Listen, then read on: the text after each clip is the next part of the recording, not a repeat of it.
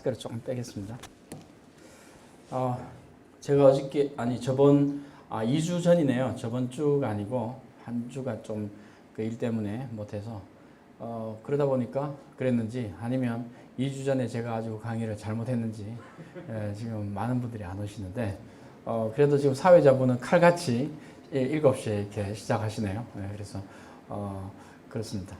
지금 사실 이 작품은 저는 개인적으로 조금 다르게 해석해 보려고 하는 뭐 그런 그 의도로 이 작품의 제목을 넣고 그렇지만 일반적으로 알려진 작품입니다. 그러니까 사실 학교에서 학생들한테 이제 교양으로 가르칠 때 학생들이 되게 이제 고등학교 때 독일 문학 작품을 읽은 게 별로 없습니다. 없는데 그 중에 읽은 게 있다면 변신 이게 있습니다.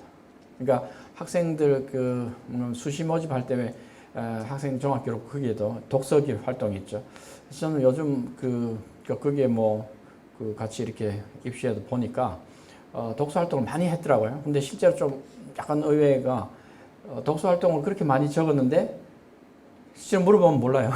그러니까 면접 볼 때 이게 어떤 책이 내용이 어떠냐 아니면 어떤 게 하냐 그래서 물어보면 그 다음부터는 잘 모릅니다. 근데 어떻게 독서 활동 했다고 이제 적긴 적었어요.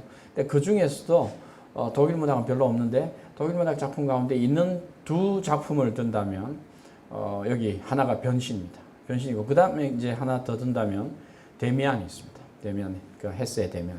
그러니까 그 정도 두 개 정도는 잘 읽히는 것 같아요. 그래서 이 정도 그래서 독일 문학 작품이 많이 없는 게 사실 조금 아쉽긴 합니다. 그리고 그것도 이제 학교 정책인지는 모르겠으나 또 시대의 흐름인지도 모르나 어쨌든 흐름이 사회과학류 책만 너무 많이 읽는 그런 흐름도 있어요. 그래서 이제 그거를 그건 약간 한국은 트렌드에 또 그러니까 나름 또 관심이 있으니까 예민하니까 그런 것도 있습니다. 그래서 너무 한쪽 분야로 이렇게 몰린다 이런 느낌이 좀 듭니다. 그래서 학생들도 오면 이제 우리 학교 같은 경우에는 이제 전체 다 통으로 이렇게 뽑는데 학과로 안 뽑고 그러다 보니까 너무 그 생각은 그거예요. 나는 법과 정의를 위해서 하고 그다음에 어떤 일을 하기 위해서 사회 부조리를 어쩌고 그다음에 또 그러기 위해서 내가 뭘 하겠다 이렇게 얘기하는데 되게 다 사회과학 얘기를 합니다. 근데 실제로 사회과학을 해서 과연 법과 정의니 공정 이렇게 나오는 요즘 말들이 있죠.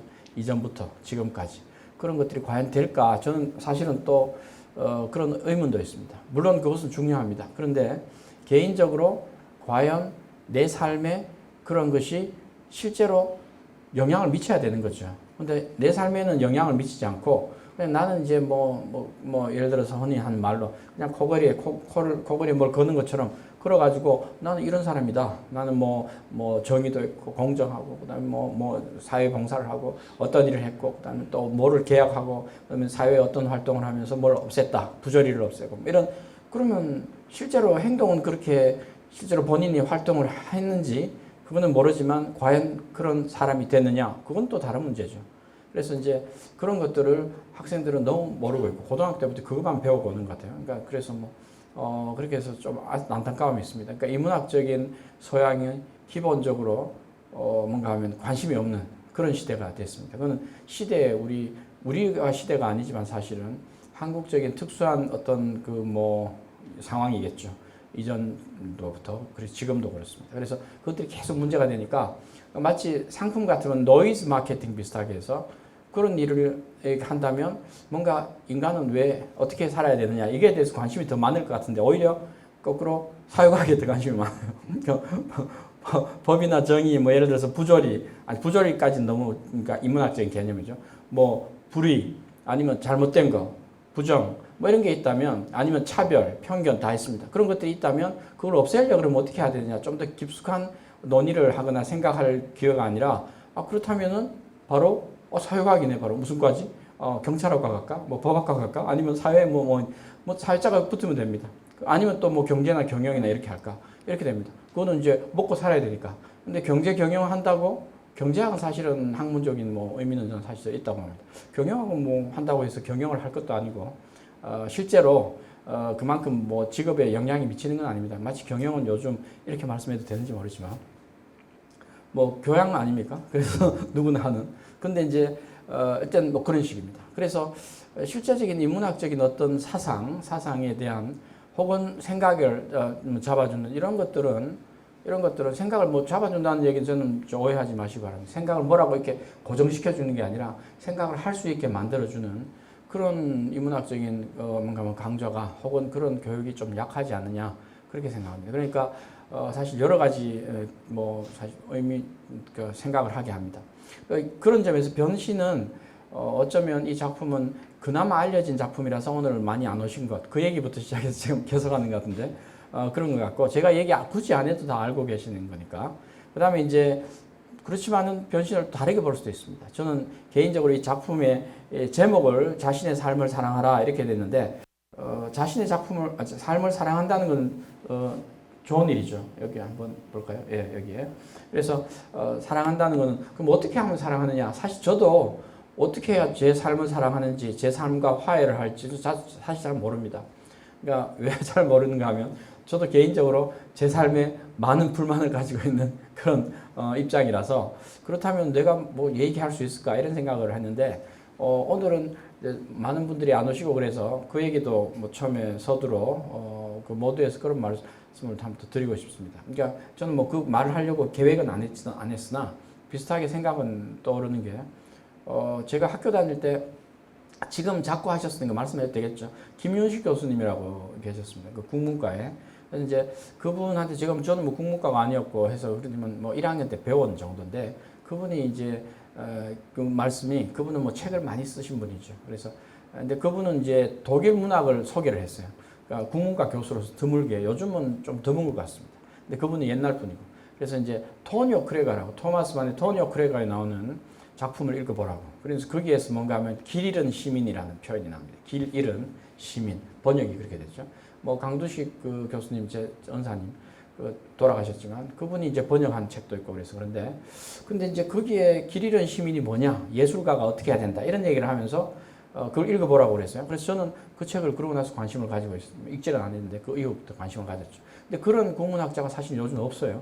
근데 이제 그분 그 얘기가 아니라, 그분이 학생들이 가끔 상담하러 이렇게 오는데 학생 인생을 어떻게 살아야 될지 모르겠고 뭐 고민도 얘기하러 오는데 나한테 오지 마라고 그래요. 왜? 나도 내 어떻게 살지 모르는데 왜 나한테 와가지고 자꾸 그런 얘기하면 나도 힘들다. 그런 얘기를 해요. 그러니까 저는 어린 마음에 그때 이제 그 대학교 1학년 때니까 뭐 교수가 좀 나이 많은 교수가 저렇게 막 얘기할까 그랬는데, 실제로 저도 그 나이가 돼 보니까 그 마음을 충분히 지금 이해합니다. 아마 그래서 오늘도 이게 지금 특히 학생뿐만 아니라 이제 시민분들에게 얘기를 할 때도 같은 자세입니다. 그러긴 하나 우리가 같이 생각해 보자는 거죠. 여기에 이제 카프카를 얘기한다면, 사실 저는 카프카는 뭐 아주 좋아한다거나 그렇다고 해서 카프카에 대해서 아주 뭐 빠져 있거나 그런 건 아닙니다. 카프카 학회가 있죠. 한국에도. 저도 뭐 카프카 학회에서 발표도 하고 그랬습니다. 우리 다 아는 분들이고. 우리 도고동문학계에서 학회가 쭉 있는데 그게 이제 워낙 좁기 때문에 다 알고 있습니다. 서로 모르는 분들이 없을 정도로. 그래서 뭐 다 여기 임원했다가 저기 임원했다가 겹치기 출연, 뭐 돌려막기식으로 한때는 그런 말도 했습니다. 임원이 필요한데 사람이 없으니까 저도 뭐 여러 군데 다 했죠. 그러다 보니까 나이가 조금 드니까 이제 내가 이렇게 학회만 자꾸 다니면서 이렇게 할 게 아니라 뭘 하나라도 해야 되겠다. 내 공부라도 해야지. 어떤 분들은 공부도 이렇게 하는데 나는 공부도 못하고 뭐 할까. 이래서 이제 학회를 많이 끊었죠. 그래서 이제 끊었다기보다도 그냥 사교를 좀 줄였죠. 그래서 이제 그런데 카프카 학회에 가면 저도 거기 임원도 했고 뭐 그랬습니다. 그런데 카프카 학회에 가면 카프카에 빠진 분들이 또 많아요. 그러니까 전공한 분들 중도 있고 전공하지 않는 분들도 있고. 근데 어쨌든 그러니까 세부 전공이란 거죠. 우리 이제 작가 어떤 전공 했느냐. 난 독일 문학 했지만 내가 뭐로 하기로 했다. 이게 보통 세부 전공인데 저는 뭐 괴테 했다며. 근데 이제 그런 분들은 카프카 얘기만 합니다. 이제 더 큰 조금 그런 건 이제 이렇게 얘기하면 우리 학교에서 우리 조그만 동네 같은 학교에서 또 욕을 얻어먹는지 모르죠. 브레히트라고 있습니다. 독일의 브레히트라는 그 극작가가 있는데 현대 극을 만든 서사극의 이제 뭐를 대중화시킨 중요한 작가죠. 근데 브레히트를 하는 분들은 그 학회에 가보면 저도 거기에서 뭐 임원도 하고 있어요. 뭔가 하면 브레히트 얘기 1박 2일 하면, 예를 들어서 세미나 하면 밤새도록 그 얘기만 합니다. 그래서 근데 다른 학교는 가느냐, 그분들은 잘 안 가는 것 같아요. 난 이게 너무 좋아요. 그러니까 전공을 했지만 뭐 그런 게 있습니다. 카프카나 브레히트나 약간 그런 매니아층이 있는 거죠. 그러니까 전공을 하지만 사실 엄밀하게 말하면 저는 전공이 아니라 그건 다 팬이라고 생각합니다. 저도 교태 전공을 했기 때문에 교태 팬이라고 할 수 있죠. 근데 어쨌든 생각해 보면 그런 식인데 다른 학교에 비해서 특히 그렇습니다. 이게 뭐 카프카 학교가 중요한 게 아니라 지금은 카프카는 빠지는 분들은 빠지고 그렇지 않은 분들은 또 아니고 이런 겁니다. 넓게 보면 우리 독일 문학이 자꾸 소개를 해서 좀 어떻게 보면 좀 민망하긴 한데 독일 문학 자체가 그렇습니다. 다른 문학에 비해서 수요층이 좀 적지만 빠진 데가 있는 거죠. 그러니까 거기에 그 매니아층이 있는 거죠. 어쩌면 사실 저도 그렇게 해서 뭐 지금 작고하신 그 작고 저 스승님 얘기해서는 강두식 선생님 때문에 빠져서 지금 이때까지 내가 왜 이 길로 왔을까 이런 생각도 하는데 강두식 선생님이 아마 저 하늘에서 보고 계시면 저한테 또 뭐라고 하시겠죠. 근데 이제 그런 것처럼 어쨌든 뭔가 빠지는 문학이 독일 문학이다 이거죠. 그러나 일반적으로 친하기에는 처음에는 쉽지 않다. 카프카 문학도 똑같습니다. 처음에는 뭔가 이상한데 자꾸 생각해 보면 그게 그럴 수도 있겠구나. 아니면 좋다. 오히려 그게 더 낫다. 이런 생각을 할 수 있는 그런 작품이지 않을까. 그 중에 이제 가장 알려진 작품 가운데가 간단한 작품이죠. 변신입니다. 변신이 간단하다는 것은 초창기에 비교적 초창기에 카프카 작가가 발표했고, 그다음에 이제 내용이 짧습니다. 일단 내용이 짧아야 되죠. 그러니까 중편 정도입니다. 그러니까 짧은 중편이고 누구나 읽을 수 있게 문체가 간단합니다. 이거는 사실은 저는 학교 수업에서도 이걸 교재로 그럼 써도 상당히 좋다고 생각하는데 가끔 쓰기도 하고. 근데 뭔가 하면 독일어가 간단한 독일어입니다. 원어가 간단한 독일어를 씁니다. 왜냐? 카프카는 워낙에 독일 사람이 아니기 때문에. 엄밀하게 말하면 외국인이죠. 독일인이 아닌 외국인. 저도 외국인. 제가 독일어를 전공한 건 아니지만 어쨌든 독일어를 공부했고. 그렇다면 독일어로 만약에 소설을 썼다면 그런 사람이죠. 그런데 그렇기 때문에 문장을 그렇게 복잡하게 쓸 수가 없습니다. 이건 저의 해석입니다.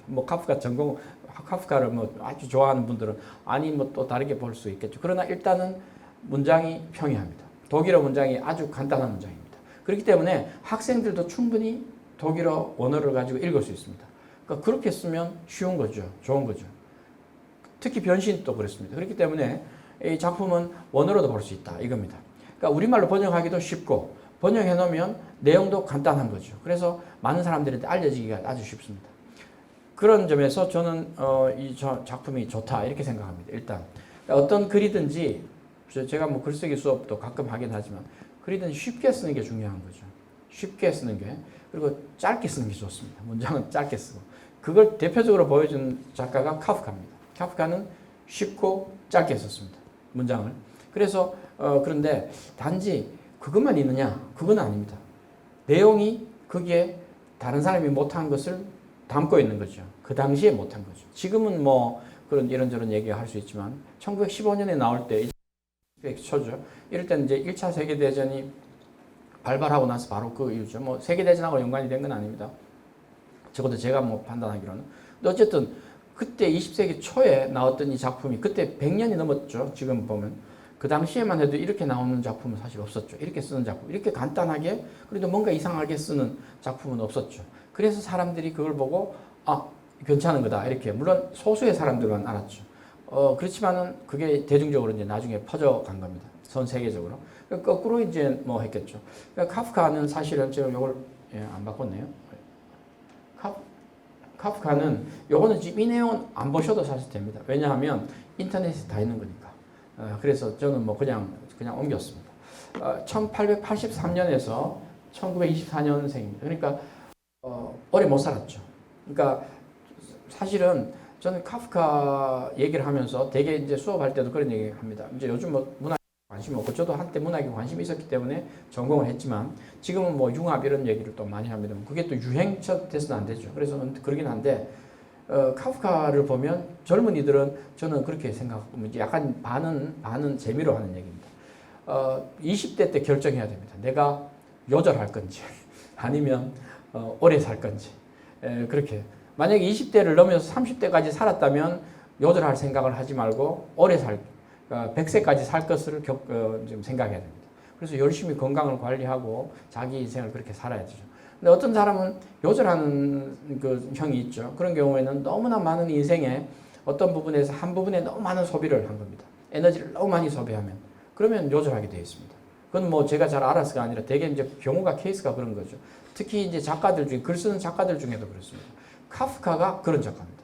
카프카는 물론 뭐 이제 폐결핵 이런 것 때문에 그렇지만 폐결핵도 잘 지금은 이제 뭐 문제가 없죠. 근데 그 당시에는 약도 뭐 그랬고 흔하지 않았고 그랬었는데 자신을 잘 관리했다면 건강을 잘 관리했다면 그렇게까지 안 될 수 있습니다. 조금 더 살았겠죠. 근데 그렇게 된 거는 뭐 요절하면 되게 또 천재 뭐 이런 소리 듣지 않습니까? 그래서 이제 그럴 욕심이 있으면 요절하고 그렇지 않으면 그럴 자신이 없으면 오래 살아라. 오래 사는 것도 내가 내 뜻대로 사는 게 아니라 자신이 관리를 해야 됩니다. 그러니까 그것도 자신의 의무죠. 그래서 독일 문학에서 저는 듣는 작가들 가운데 제가 개인적으로 좋아하는 뭐 슐러 좋습니다. 슐러는 이제 몇 년 동안 저는 공부를 뭐 개인적으로 공부를 관심이 많아서 했는데 슐러도 또 이런 유형입니다. 근데 더 심한 경우는 카프카죠. 슐러는 몸이 뭐 안 좋고 그랬는데도 역시 한 군데 너무 많은 집중을 하게 되거나 생활에 계획적이지 않은 생활을 하거나 절제가 없거나 이러면 되게 그게 위험합니다. 그런 경우죠. 절제가 없다는 것은 뭐 창작하다 보면 그럴 수 있습니다. 밤새도록 하게 되고 낭만형 인간이 바로 그런 유의 일을 하게 되는 거죠. 그러니까 뭐 어떻게 보면 그게 좀 그런 게 약점입니다. 카프카도 약간이 그런 식인데, 근데 이 사람은 태생적으로 조금 이제 그렇게 말을 끼워 맞춰보면 말도 되는 게 태생적으로 조금 그런 환경이 있었습니다. 뭔가 하면 원래 태어나기는 오스트리아 헝가리 제국이라 했는데 사실 체코에 태어났죠. 체코 프라하에서 태어났는데 그때는 체코는 어디 쪽에 있었는가 하면 오스트리아, 헝가리하고 오스트리아는 같이 늘 붙어 있어요. 지금 이제 국경이 같이 이렇게 뒤에 있는데 오스트리아 뒤에 이렇게 동쪽으로 들어가면 헝가리가 있죠, 바로. 그러니까 비인에서 헝가리 그 뭔가 부다페스트 가기는 얼마 안 돼요. 그냥 1시간이면 기차로 넘어가죠. 잘츠부르크 가기보다는 거기가 더 가깝습니다. 그러니까 오스트리아와 헝가리는 원래부터 늘 같이 붙어 있었던 그런 나라죠. 물론 왕은 달랐지만 그 오스트리아 황제가 그 왕을 같이 하거나 아니면 뭐 자치권을 주고 했습니다. 그런데 어쨌든 거기에 속해 있던 영토가 체코입니다. 그런데 체코는 대체 우리가 뭐로 알고 있는가, 뭐 예를 들어 필스 이런 걸로 알고 있죠. 필스 맥주 같은 거 그거로 만드는 거. 독일에서 대표적인 맥주가 필스입니다. 쌉쌀한 그 필스. 그런데 이제 그것뿐만 아니라 독일 사람들은 체코 지역을 보헤미안이라고 합니다. 보헤미안, 독일말 보헤미안.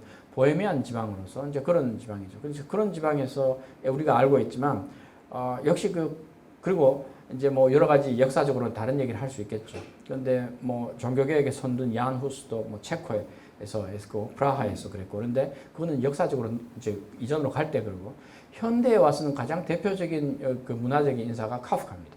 근데 이 카프카는 어릴 때부터 그 태생으로 보면 혈통이 중요한 건 아니나 어쨌든 뭐 그렇게 따진다면 유대계입니다. 아버지가 유대인이니까 유대계인데도 불구하고 체코인이 아니죠. 그 다음에 이제 그렇지만은 무슨 언어를 썼는가 하면 독일어를 썼습니다. 독일어를 쓰게 된 이유는 아버지가 거기에 다스리고 있는 귀족들이 혹은 뭐 그 나라가 혹은 지배 세력이 독일어를 쓰는 오스트리아 그쪽이니까 독일어를 쓰는 사람입니다. 그래서 지배 계층에 혹은 계급에 들어가기 위해서 그게 이제 주류 사회에 들어가기 위해서는 뭔가 하면 독일어가 필요하다 이겁니다. 우리가 한때 지금도 어느 정도 그렇지만 뭐 6.25 이후에 주류가 되기 위해서는 뭐 해야 됩니까? 영어를 배워야 되는 거죠. 영어를 잘하면 그때 출세했습니다. 그런 것처럼 그렇게 뭐 굳이 뭐 단선적으로 비유는 못하지만 어쨌든 그런 뜻으로 아버지가 그걸 시켰습니다. 그러니까 독일어를 어릴 때부터 독일어 학교를 보내고 시켰죠. 그러니까 독일어를 어릴 때부터 독일어를 쓰고 독일어 문법을 알았고 독일어로 글을 쓰고 일기도 쓰고 그랬습니다. 그러니까 생각이 독일식 생각을 하게 되죠. 독일 문화에 어느 정도 따라가게 되어 있습니다. 그거는 뭐 해보면 아마 그런 느낌이 들겠죠. 그래서 그런 경우에 이제 당시에 또 아닌 사람도 많았죠. 체코어를 쓰고 뭐 독일어 안 쓰는 사람도 많았는데 그렇게 하니까. 근데 혈통으로 보면 또 유대인이에요. 그러니까 지금 뭐 유대인하고 이제 뭐 조금 다르지만 그 당시에는 아직까지 유대인이란 것이 특수한 집단이죠. 그래서 그런 경우니까 기독교 문화에서는 유대인들은 아주 특수한 어떤 그 자리를 차지하고 있습니다. 왜냐하면 가장 큰 것은 다르게 분석하는 분도 있고 뭐 저는 그게 대해서 전문적으로 뭐 연구는 안 했습니다. 그러나 독일 문학을 통해서 역사 보면 아니면 적어도 서양의 문화나 이 정도를 보면 가장 큰 것 중에 하나는 제가 볼 때는 그냥 기독교 문화 때문에 그렇습니다. 기독교 문화에서는 예수를 죽인 쪽이 유대인이죠. 그러니까 그거는 일단 배척을 해야 됩니다. 그래서 뭐 그런 건데 그렇기 때문에 이 특유한 대신에 그만큼 자기들이 응집력이 있겠죠. 유대인들은. 근데 거기에서는 아버지는 상인이었고 뭔가 깬 사람이죠. 그러니까 무슨 말인가 하면 사회에서 주류 세력으로 살아야 된다라는 것을 항상 먼저 알았기 때문에 출세를 위해서, 뭐 쉽게 말하면 아들의 출세를 위해서, 우리 집안의 성공을 위해서 너는 독일어를 배워서 나중에 주류 계급으로 가서 아니면 주류 직업을 가지고 일을 하라, 이렇게 한 거죠. 그래서 법학을 보낸 겁니다. 독일어를 써서 법학을. 그러니까 생각해 보면 주류에 있다는 것은 상당히 즐거운 겁니다. 아니, 편한 겁니다. 비주류에 있으면 항상 불편합니다. 이게 이제 어느 사회든지 그렇습니다. 그러니까 자신이 비주류에 있으면 주류 어떻게 살아가기 위해서는 주류처럼 아닐지 몰라도 자기 살아가기 위해서는 자기 변명을 많이 해야 돼요. 아니면 자기의 어떤 방어를 많이 해야 되고, 주류에 있으면 그게 저절로 됩니다. 내가 얘기 안 해도 그런 겁니다. 그래서 뭐 이런 얘기하면 제가 오늘 너무 편하게 얘기하는 거예요. 제가 예를 들어서 서울에 뭐 어느 대학이 있다 그러면 어느 대학이 있죠. 그러면 예를 들어서 우리가 얘기 안 해도 아는 뭐 예컨대 뭐 S 대학이 있지 않습니까? 뭐 Y 대학 이런 데 같으면 얘기 안 해도 알아서 방어가 다 되는데, 우리 같은 사람들은 뭘 얘기를 해줘야 돼요. 나는 이렇게 뭐 공부를 이렇게 했어요. 뭐 이렇게 하니까 뭐 좀 알아봐 주세요. 뭐 이렇게 얘기해요. 말이 안 되는 거죠. 이건 뭐 그렇다는 게 아닙니다. 우리 학교 그렇다는 게 아니고, 또 예를 들자면 제가 편하게 예를 들어서 그러니까 어떤 경우에 주류에 속한다는 건 참 즐거운 일이죠. 근데 비주류에 속하면 그때부터는 인생이 항상 고달팠습니다. 그런데 비주류죠. 카프카는 그 당시에도 비주류고. 그래서 주류를 이기기 위해서 되기 위해서 독일어를 선택해서 뭘 했는가 하면, 여기 쭉 읽어보시면 뭐 어쨌든 독일어 공부를 했는데, 뭐를 하기를 원했나 하면, 여기 이제 연보를 보면 법학을 하기를 원했습니다. 원래 지금도 그렇지만 지금은 조금 약해졌습니다. 근데 독일과 독일어권 혹은 사실 체코도 다 독일어권이었어요. 옛날에는. 그러니까 1차 세계대전 이전까지 전부 다 독일어를 잘 썼고, 그 다음에 이제 왜냐면 신성 로마 제국의 그 오스트리아의 다 지배 영토였고, 신성 로마 제국의 영향권에 있었고, 다스리던 귀족이 전부 다 독일 귀족이에요. 그래서 어쨌든 동구가 되게 많은 경우가 그렇습니다. 그런데 그렇기 때문에 독일이라는 것을 독일어권에서 보면, 독일 문화권에서 보면 지금도 그렇습니다. 법학을 하게 되면 항상 제도권에 있게 되죠. 제도권. 그래서 법학을 하는 게 중요합니다. 그러니까 거기는 뭐 규정이 중요하니까. 여기 하면 이렇게 하면 돼? 안 돼? 규정을 따져. 누가? 그러면 규정을 따질 사람이 배운 사람 그걸 하는 거죠. 그렇게 되니까 법학을 많이 가라고 그랬습니다. 그래서 괴테가 아버지가 너 법학해서 공부하라 한 것도 그 얘기입니다. 그때부터 벌써 언제입니까? 1749년 괴테가 태어났을 때부터 18세기 그러니까 뭔가요? 중반부터. 그러고 나서 1906년 법학 박사가 카프카가 됐다면 그때까지 계속 같은 얘기입니다. 같은 문화권, 비슷한 문화권이지 뭐 같은 건 아니지만 어쨌든 그랬는데, 그러나 이 사람은 치명적으로 몸이 좀 약했는지 모르겠어요. 저는 그렇게까지 공부는 안 했습니다. 그러나 어쨌든 몸이 약했고, 그 다음에 이제 성향이 완전히 다르다는 건 사실이죠. 그러니까 괴테는 그 성향을 이겼죠. 예를 들어 내가 성향이 다른데 예컨대 나는 작가로서 내가 젊은 베아터를 써서 하니까 인기가 있으니까 나 요 재능이 있는 것 같다 라고 느껴서 그것을 가지고 자기 재능을 세상에 펼쳐서 다른 사람의 공격으로부터 자신을 이겨낼 수 있는 그런 힘을 가졌죠. 그러니까 그는 성향에 뭐 어쨌든 강한 성향이 있었죠. 그런 성향이. 결과적으로 또 다른 사회과학이나 뭐 예를 들어서 요즘 말하면 사회과학이죠. 법학이나 그와 관계되는 정치니 이런 것에 대해서 자신이 알고 있었고 그것을 펼칠 수 있는, 그러니까 소위 말하면 운이 좋은 거죠. 그렇게 되는데 카프카는 제가 볼 때는 그 정도는 없었죠. 그 힘이 없었죠. 그러니까 나는 법학을 하기가 별로 안 좋았는데, 아니면 해서 별로 그렇게 재미가 없었는데 직업을 위해서 했죠. 아버지가 하라고 해서 강요했는데 그걸 벗어나지를 못하겠는 거예요. 자기 뜻대로 조금 하고 싶었는데 못하는 거예요. 왜냐? 아버지가 너무나 많은 이 권위와 그다음에 이제 뭔가 하면 강력한 힘을 가지고 있었기 때문에 그렇죠. 그러니까 그거는 실제로 아버지가 지원해줬고, 그 분위기에서는 또 그랬죠. 한때 독일도 그랬습니다. 아버지가 하우스파트 하면 이제 그는 이제 거기에 그 나라의 국왕과 같은 그 어떤 표현이 왕이 있죠. 킹이 있고, 그 다음에 그거는 슈타츠바터에서 이제 국가의 아버지입니다. 그러고 나서 그 밑에는 하우스바터에서 아버지가, 집안의 아버지가 그 대리하죠. 국왕 위에는 신이 있죠. 곧 신이 있고, 그 가드는 신이 있죠. 신이 있고 그 신의 뜻을 받아서 수직적으로 내려오는 겁니다. 그러면 아버지는 뭡니까? 또 신과 같은 그런 존재죠. 그게 이제 한때 그랬습니다. 지금은 물론 전혀 아닙니다. 그런데 카프카는 그런 식으로 억압으로 되어 있기 때문에 자기가 뜻을 펼치지 못하는 그런 상황이죠. 그러다가 이제 근무도 했죠. 보험관, 뭐 공단 같은 데서 근무를 했습니다. 요즘 말하면 공기업이든지 뭐 그렇게. 그는 뭐 저렇게 중요한 건 아니지만 어쨌든 살펴보시면 다 했습니다. 그다음에 이제 그렇지만 자기 마음으로는 아버지 그늘에서 벗어나면서 자기 뜻대로 살고 싶은 게 항상 있었던 거죠. 근데 그걸 펼치기가 쉽지 않았다는 거죠. 그러니까 괴테는 자기 아버지한테 벗어나기는 벌써 1770 몇 년입니까? 5년, 6년에 벌써 왔죠. 마지막 와가지고 그때 잘 도망온 거죠. 그래서 자기 뜻을 펼치며 살았고, 그러니까 소위 말하면 저는 그걸 모르겠습니다.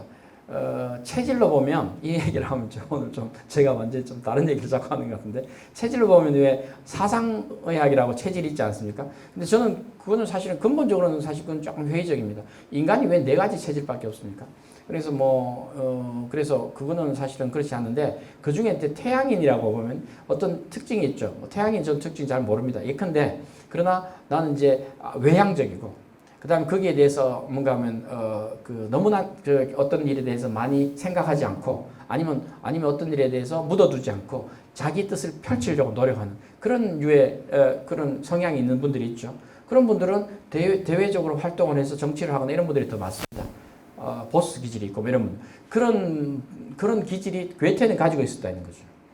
그런데, 그러면서 또 내부적인 섬세함이 있고, 또 지능이 있었고, 재능이 있었고, 이렇게 되니까 이건 상당히 잘 갖춰진 거죠. 근데 카프카 같은 경우에는 그런 성향이 아니라는 거죠. 아주 약한 성향인데, 근데 자신의 내부적으로는 그 섬세한 내부의 성향을 글로 적을 수 있는, 남들이 보지 못하는 점을 글로 나타낼 수 있는 그런 소위 말하는 전형적인 그런 당시의 작가, 이런 경우죠. 그런 경우인데 외부의 압력이 너무 강하게 되면 사실은 쉽지 않은 거죠. 살아가기가 쉽지 않습니다. 이럴 때는 제가 카프카를 만났다면 그럴 때는 어떻게 합니까? 외부 압력을 하지 않게 살기 위해서는, 벗어나기 위해서는 빨리 부모님 뜻 밑을 벗어나서, 아니면 산속으로 가시면 됩니다. 자연인으로 사시면 당신 생명보다 아마 10년은 더 살 겁니다. 저는 그렇게 충고했을 겁니다. 아버지 영향에서, 부모님 영향에서 빨리 벗어나야 됩니다. 근데 그걸 못했죠. 그러니까 못하는 게 늦게 했죠. 그런 겁니다. 그게 바로 여기에 이제 부모님의 의향을 물으려고 뭐 어떻게 하는데 작가로 활동해도 돼야 안 돼, 뭐 편지도 쓰고 합니다. 그게 작품으로도 나오고, 선고라는 작품에서도 나오고, 작품 단편으로도 나오죠. 그럼 지금 몇몇 여자와 어떻게 약혼을 했다가 파혼하고, 이게 중요한 게 아니면 저는 뭐 개인적으로 근데 그게 자꾸 이제 이력에 나오니까, 왜 한 여자와 두 번 약혼했다가 두 번의 파혼, 뭐 두 번의 약혼, 이건 영화 제목도 아니고, 또 어떤 여자가 또 약혼했다가 아버지 뜻이 반대하기 때문에 또 파혼을 했어요. 그게 뭐 파혼 전문인가? 그게 아니고, 사실 그거는 뭐 개인적인 사적인 거기 때문에 저는 사실은 뭐 그건 별로 중요하지 않다고 생각합니다. 결과적으로는 이제 결핵이 발병해서 1917년, 결핵이라는 것은 그만큼 소진을 많이 했다는 거죠. 에너지를 많이 소모했다는 겁니다. 그 에너지, 외부의 에너지를 자기부터 자기를 지키지 못하고 있었다는 거죠. 그러다가 이제 나중에 마지막 동관 도라 디아만트라는 사람과 같이 이제 베를린에서 한번 있다가 빈으로 와서 그 근방에 있는 키어링 뭐 요양소에서 죽게 됩니다. 그러니까 결국은 향년이 41세 이렇게 되니까 뭐 만으로죠. 그렇게 되니까 50도 못 살았죠. 그러니까 50 못 살았으면 쉴로도 50 못 살았습니다. 그러니까 50을 넘기기가 쉽지 않습니다. 50을 넘기면 넘겼다는 표가 50견으로 나오는 거죠. 이건 제가 너무 그러니까 뭔가 하면 50을 넘기기도 쉽지 않은 거죠. 그러니까 50을 넘었다면 그 다음부터는 넘기기는, 목표는 이제 90을 넘기기를 목표하셔야 됩니다. 그러니까 인생은 그러다 보면 오래 살 수 있는 거죠. 그러니까 지금 오래 사는 얘기가 갑자기 나오는 거는 카프카의 얘기를 이제 연관을 해서 해보려고 이제 하는 겁니다. 지금 그 얘기를 다시 한번 더 정리해 보겠습니다. 카프카는 이제 조금 더 나가보면 죽으면서 자신이 그 그룹에게는 알려졌습니다. 작가로서 재능이 있다는 게. 그러니까 비범한 어떤 시각이 있고 글 쓰는 재주가 있다 이거죠. 아까 얘기했습니다. 그거는 글 쓰는 재주는 거칠게 얘기하면 외국인 작가로서 그렇지 않을까, 그런 것도 있습니다. 그런 것도 있는데, 어쨌든 그 단순한 문장에서 뭔가 깊이를 다른 사람이 찾을 수 있는 그런 면이 있었죠. 그래서 오늘 작품에서도 그런 게 있습니다. 그러다가 이제 자신이 쓴 것이 막스 브로트라는 친구에게, 자신이 그때 뭐 젊었을 때 알게 된 친구죠. 내가 죽고 나면 전부 다 원고로, 그 이후에 발견되는 원고는 전부 다 불태워버려라. 내가 보면 내 혼자 걸쩍거린 것이다. 뭐 이런 거죠. 왜 그랬는지는 모르지만 그런 얘기를 했습니다. 그러나 이제 막스 브로트는 보니까 친구가 원고를 불태우라고 하면 옆에 사람들이 걱정 마. 자네 원고는 다 태워줄 테니까 편안히 가시게. 뭐 이런 사람 없죠. 항상 그 원고가 태워라 그러면 항상 그거는, 그 말은 거꾸로 얘기하면 잘 좀 출간해줘. 그런 얘기인지도 모릅니다. 그런 원고는 항상 중요한 원고죠. 그래서 막스 브로트는 자기가 이제 원고를 가지고 독점을 거의 하다시피 해서 어떤 경우에 약간의 자기가 이제 자기 생각대로 약간 또 뭐 가필도 하고 그랬다는 하죠. 그래서 그러다가 나중에 막스 브로트가 죽고 나서 나중에는 이제 역사 비평본으로 펴내기 시작합니다. 사실 역사 비평본이라는 게 우리한테는 그렇게 별로 국문과에서 제가 이렇게 얘기하면 국문과를 모르고 하는 소리지만 우리는 기록이 별로 남아있지 않은 겁니다. 그런 문화가 있어서 그런데 기록에서도 작가가 어떤 뭔가 작품을 쓰기 위해서 몇 가지 버전이 있을 수 있습니다. 아니면 시대에 따라 조금 다르게 나오죠. 근데 그 버전을 서로 비교해서 어느 것이 작가가 완전히 자신이 작품이라 최종본이라고 인정한 게 있다. 그런 것을 밝혀내거나 아니면 적어도 그 과정, 여러 버전의 과정을 어떻게 변화됐는가 과정을 추적하고 분석하고 이런 해서 이제 작품 전집이나 아니면 작품집이 나올 때 우리는 그것을 보고 독일에서는 역사 비평본 이렇게 말합니다. 그러니까 그게 없으면 어느 출판사에서 하나 나왔어요. 그것만 가지고는 알 수 없죠. 그래서 그런 일을 이제 많이 하는데 안 그러면 이제 사실은 독일에서 독일 문학자 아니면 그 문학을 연구하는 분들은 할 일이 별로 없죠. 문학을 연구하는 분들이 소위 말 놀 수 있는 데는 어딘가 하면 정치도 아니고 뭐 다른 것도 아니고 어디입니까? 글을 통해서 글을 분석해내는 거죠. 자료를 분석해내고 정리하고 이런 거 아닙니까? 그게 중요한 거죠. 그러니까 이제 그렇게 하는데 독일에는 아주 발달되어 있습니다. 그게. 그러니까 소위 말하면 독일 문학자도 다 문헌학자가 되는 거죠. 근데 이제 카프카는 지금 현재 그렇습니다. 지금 이제 뭐 어느 정도 됐죠. 막스 브로트 때문에 친구 때문에 약간 어긋나갔다가 지금 이제 원전 비평이 됐는데 어쨌든 뭐 그렇습니다. 여기에 이제 빨간 글씨로 한 거는 뭐 무시하시기 바랍니다. 지금 그 변신이라는 얘기를 우선 보는데 다른 거는 이제 보겠습니다. 여기 있죠. 자, 변신이라는 1915년에 나왔습니다. 근데 변신이라는 건 빨간 글씨로 제가 해서 독일말 옆에 썼습니다. 저는 독일말을 잘 쓰기를 사실 뭐 원하지만 독일말을 쓰면 좀 못 알아들으니까 그런데 이거는 특히 독일말을 옆에 변기해 놨습니다. 페어반들룽이라는 말이 있는데 이거는 개인적으로 저 해석은 그렇습니다. 이게 이제 독일을 조금 알게 되면 알아도 사실 조금 알아서는 잘 모르지만 느낌이 있어요. 무슨 느낌인가 하면 이게 능동적인 건지 아니면 피동적인 건지 그게 지금 느낌이 와야 됩니다.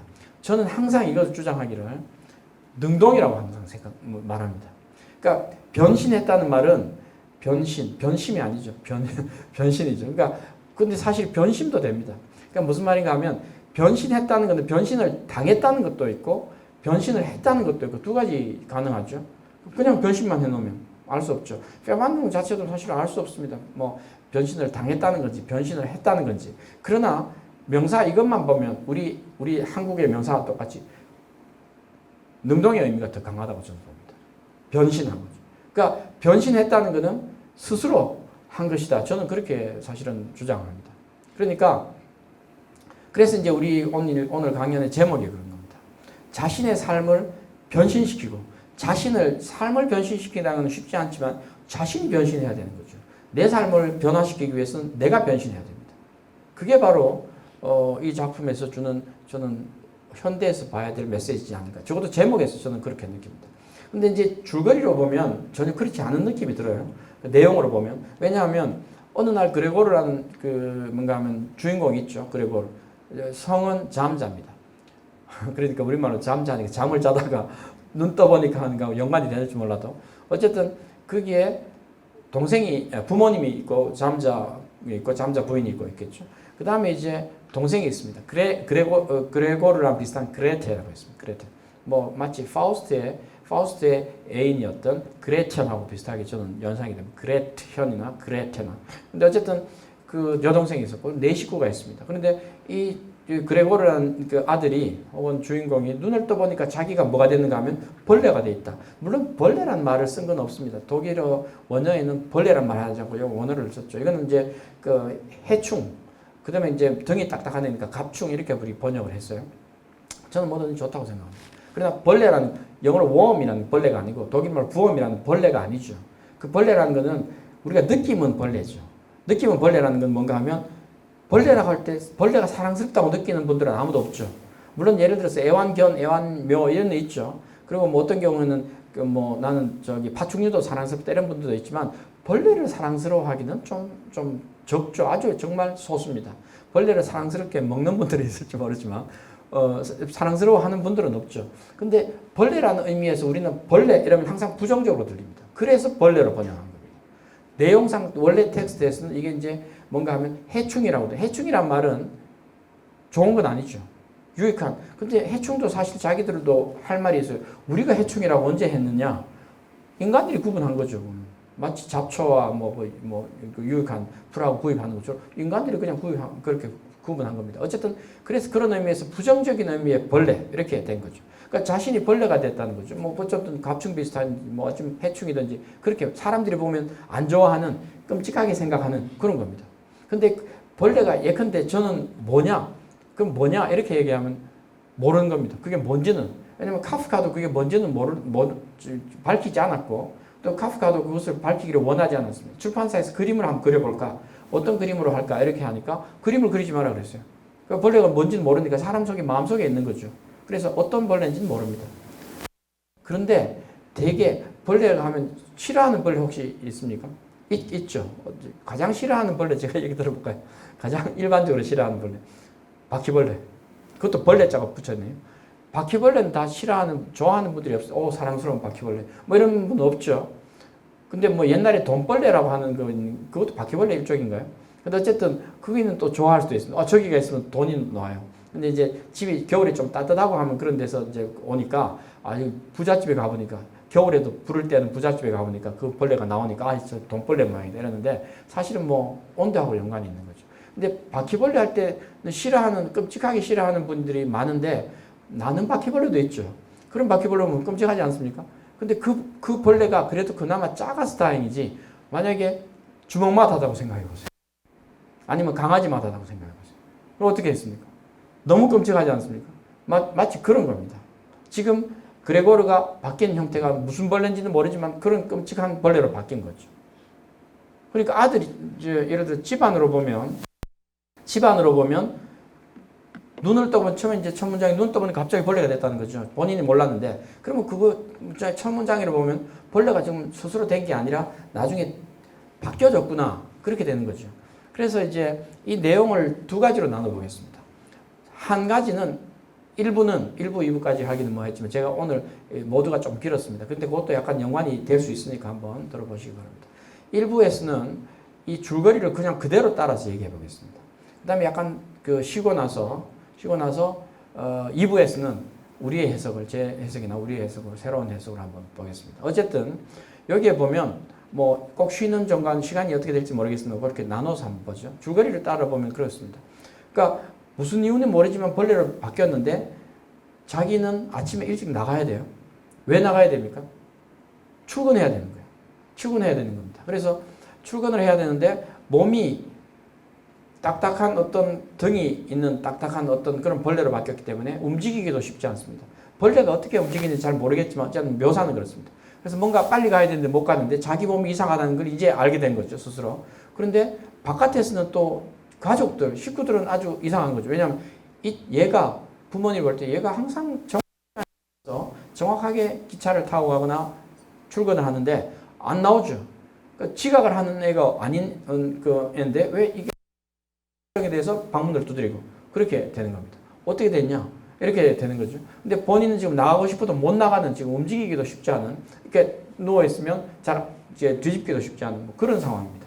그래서 나와 있는데 그런데 자신이 벌레로 됐는데 벌레가 왜 됐는지는 모르지만 이 상황에서도 걱정은 뭐한가 하면 나 출근해야 되는데 이거 걱정합니다. 이거죠. 그래서 출근을 걱정하는 어떤 젊은이죠. 됩니다.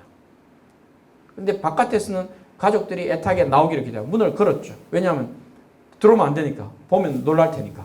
이겁니다. 그래서 그렇게 해서 나오는데 그때 마침 또 누가 왔는가 하면 일부에 그건 사실 이상한 얘기죠. 뭐가 있는가 하면 그게 회사에 상사가 왔어요. 회사 상사가 왜 왔는지 모르겠어요. 조금 늦었다고 왔는데 회사 상사가 요즘 같으면 안 오겠죠. 근데 회사 상사를 등장시켰다는 거는 이거는 거기에서 뭐가 있는 거죠. 여기 한번 볼까요? 여기에 이제 내용 전체는 그렇습니다. 회사 상사가 와서 그 부분을 한번 인용한 부분을 한번 보겠습니다. 어쨌든 회사 상사가 와서 나중에 보겠습니다. 와서 왜 안 오냐 그러니까 부모님들은 회사에 못 가면 안 될 것 같아서 얘가 조금 뭐라 그러겠습니까? 얘가 좀 아픈 것 같아요. 원래 안 아픈 애인데 이렇게 안 나올 리가 없고 자기 시간에 안 일어날 애가 아니고 그런 애가 절대로 아닌데 아파서 그럽니다. 사람이 아플 수도 있죠. 아픈 때는 좀 봐줘야 되지 않습니까? 이렇게 해서 얘기를 하고 합니다. 그러니까 일부에 보면 1, 2, 3부가 있는데 어쨌든 일부에 보면 그런 얘기가 계속되는 거죠. 그러니까 근데 이 사람은 볼 때는 자기 상사는 회사 상사에 나와가지고 뭐 했는가 하면 당신이 좀 평소에도 요즘 최근에 실적이 조금 안 좋아졌어요. 근데 당신이 지금 이런 태도로 계속 나가면 회사에서 어떻게 될지도 몰라요. 이렇게 얘기하는 거예요. 경고를 하는 겁니다. 실적이 안 좋다는 말은 이 사람의 그 그레고르의 직업은 영업사원입니다. 영업 판매 사원. 뭐를 판매하는지 모르지만 아마 자신의 경험하고요. 보험하고 뭐 연관해서 뭐 그랬는지 모르지만 어쨌든 영업 사원입니다. 그런데 요걸 볼까요? 이렇게 했습니다. 요거는 이제 제가 인용한 부분입니다. 요거는 그래서 그러니까 문을 열어주고 빨리 나하고 얘기해보자. 이렇게 얘기를 해요. 그런데 부모님들이 옆에 어머니는 거의 우는 정도로 좀 봐달라고 애가 아파서 그렇다. 아버지도 그렇게 얘가 어떻게 된 거냐 두드리고 옆에 이제 동생은 자기가 사랑하는 그 여동생은 옆방에 있었는데 거기에서 이제 뭐 귀 기울이고 듣고 뭐 이런 상황입니다. 그러니까 이제 문을 열으라고 하니까 그러니까 이 대답입니다. 뭔가 하면 자기 상사한테 하는 얘기입니다. 이거는 이제 뭐 그냥 어느 번역서를 했기 때문에 이거는 그냥 번역서라는 걸 감안하고 제가 번역은 아니고 있는 걸 그냥 했습니다. 지금 당장 문을 열어드리겠습니다. 몸이 약간 불편하고 현기증이 일어나서 일어날 수가 없었어요. 그렇지만 지금은 다시 몸이 괜찮아졌습니다. 이거 중간에 생략한 건 제가 그냥 임의로 생략한 겁니다. 막 침대에서 일어나는 중입니다. 조금만 참아주십시오. 이거 누구한테 하는 얘기인가 하면 회사 상사한테 하는 얘기입니다. 지금 온 상사한테. 근데 자기는 벌레로 바뀌었기 때문에 사람들이 아픈 게 아니고 자기를 보게 되면 끔찍하게 여길 거라는 걸 알고 있고 벌레로 바뀐 사람이 물론 어느 날 갑자기 벌레로 바뀌었기 때문에 자고 나면 또 벌레로 아닐 수도 있죠. 아니면 뭐 프로이트 같은 꿈인가? 이렇게 볼 수도 있지만 현재 어쨌든 이 상황에서는 내가 벌레로 바뀐 게 다시 인간으로 안 돌아가죠. 그러니까 뭐라고 변명을 해야 되는데 나는 벌레로 바뀌었으니까 도저히 안 되겠어요. 나는 도저히 괴롭히지 마세요. 나는 이제 이런 게 아니라 문을 조금 있으면 열어줄 건데 현기증 때문에 그렇고 몸이 좀 안 좋아졌는데 지금 이제 약간 괜찮아졌어요. 이겁니다. 어떻게 이런 일이 갑자기 한 인간에게 닥칠 수 있는지 모르겠다고. 이건 중간에 이제 내가 아픈 일이 있고 이렇게 되는 게 갑자기 이렇게 안 좋아졌다 이거죠. 그런데 요거는 이제 자기가 중간중간에는 울컥해서 하는 얘기죠. 내가 별거 아니에요. 현기증 이러다가 나는 지금 너무 심각하게 몸이 안 좋다. 이런 얘기를 중간에 하고. 그러다가 다시 8시 기차로는 출발하도록 하겠습니다. 기차가 있는데 차 타고 8시 차로는 나가겠다는 거예요. 그러니까 두서너 시간 쉬었더니 기운을 다시 회복했습니다. 좀 이제 나아진 것 같아요. 이제 나갈게요. 이런 겁니다. 요즘 말하면 코로나 같은 코로나 걸려서 너무 아픈 경우 있죠. 그런 경우는 우리는 코로나 하면 이제 상대방이 전염이 되기 때문에 그러면 뭐 좀 안 가는 게 더 좋고 안 가야 되고 그런데 여기는 이제 코로나하고 상관없는 데죠. 근데 자기가 처음에는 어떻게 인간에게 이렇게 일 때도 했다. 그러다가 별거 아닌 이야기하다가 지금은 이제 좀 쉬었으니까 이제 다시 한 테니까 제발 좀 가시라고 그런 겁니다. 그러니까 아량을 베풀어서 가서 사장님한테 얘기를 좀 잘해주세요. 그러니까 제 말씀도 좀 잘 부탁드립니다. 이겁니다. 그레고르는 모든 말들을 급하게 쏟아냈기 때문에 자신이 무슨 말을 했는지도 모르고 막 그렇게 합니다. 자신의 변명하기에. 근데 지금 만약에 이 작품에 대한 내용을 그대로 본다면 벌레로 바뀔 수도 없지만 벌레로 바뀌었다는 사람이 이런 얘기를 할 수 있는 경황이 있습니까? 자신을 지금 변호해야 회사 못 간 걸 변호한 게 아니라 나는 지금 너무나 심각하게 됐어요. 그렇게 이야기해야 되겠죠. 아니면 얘기를 안 하든지 뭐 두 개 중에 하나겠죠. 그러나 이 사람은 회사에 가서 내 말 좀 잘해주고 당신은 너무 나를 이상하게 보지 말고 내가 곧 갈 테니까 좀 저기 알아서 좀 가주시고 이야기를 좀 잘해주시라고. 이건 뭡니까? 그리고 부모가 걱정하는 건 얘가 회사에 빠질 애가 절대로 아닌데 보통 아픈 게 아닐 거예요. 보통 같으면 안 할 건데 정말 아픈 거예요. 이런 겁니다. 이건 왜 그렇죠? 가장 중요한 게 회사에 출근하는 겁니다. 지금 여기에 처음부터 1부부터 2부부터 3부까지는 제일 처음에 1부가 중요한데 1부라는 게 딴 게 아니고 처음 부분이죠. 처음 부분이 가장 중요한 게 뭔가 하면 이겁니다. 내가 가족의 생계를 책임지고 있는데 회사에 못 가면 어떡하냐. 이게 문제입니다. 그게 이 소설의 가장 중요한 주제입니다. 주제 중에 핵심 중에 하나입니다. 나는 생계를 책임진 사람이다. 이거죠. 그러니까 그레고르는 아버지를 대신해서 5년 전부터 생계를 책임지고 있었습니다. 아버지는 5년 전까지는 사업을 했는데 망했어요. 망해가지고 빚을 줬습니다. 근데 그 빚을 일부를 아직 못 갚았어요. 지금 다니는 회사 사장한테 빚이 떠 있는 거예요. 그래서 이 사람은 거기 가가지고 일도 해주고 그다음에 또 뭐 생계도 유지하고 그런 거예요. 그러니까 회사에서 잘리면 안 되는 거예요. 그러니까 빚도 못 갚을 뿐 아니라 생계도 막막한 그렇게 되는 거니까 상당히 중요한 그런 상황이 있는 거죠. 그러니까 내가 장남이기 때문에 밑에 그레테라는 여동생은 17입니다. 17.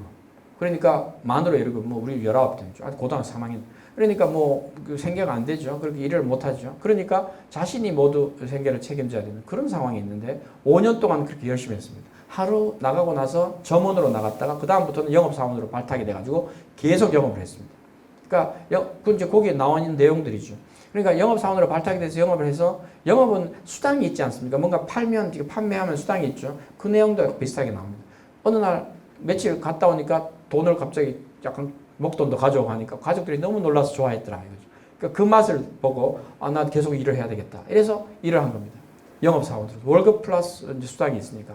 그래서 열심히 일했고 그러고 나서 아침에 지각 안 하려고 시간표를 늘 보고 다녔고 와서 하는 일이라고는 아버지 보고에 의하면 그 상사한테 보고에 의하면 얘는 지금 하는 일이라고는 그것밖에 없어요. 취미도 없어요.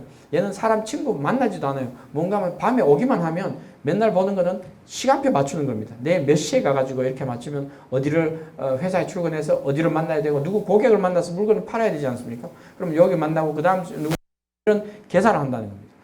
지금처럼 저는 이제 서울에서 여기 그 김천구미, 김천구미가 구미가 아니에요. 그런데 어쨌든 그 여기 오면 KTX 오면 이제 시간이 저는 대구 저기인 줄 알고 처음에 말씀드렸는데 어쨌든 대구보다는 교통이 좀 불편한 것 같아요. 왜냐면 오는 차가 별로 없다는 거죠.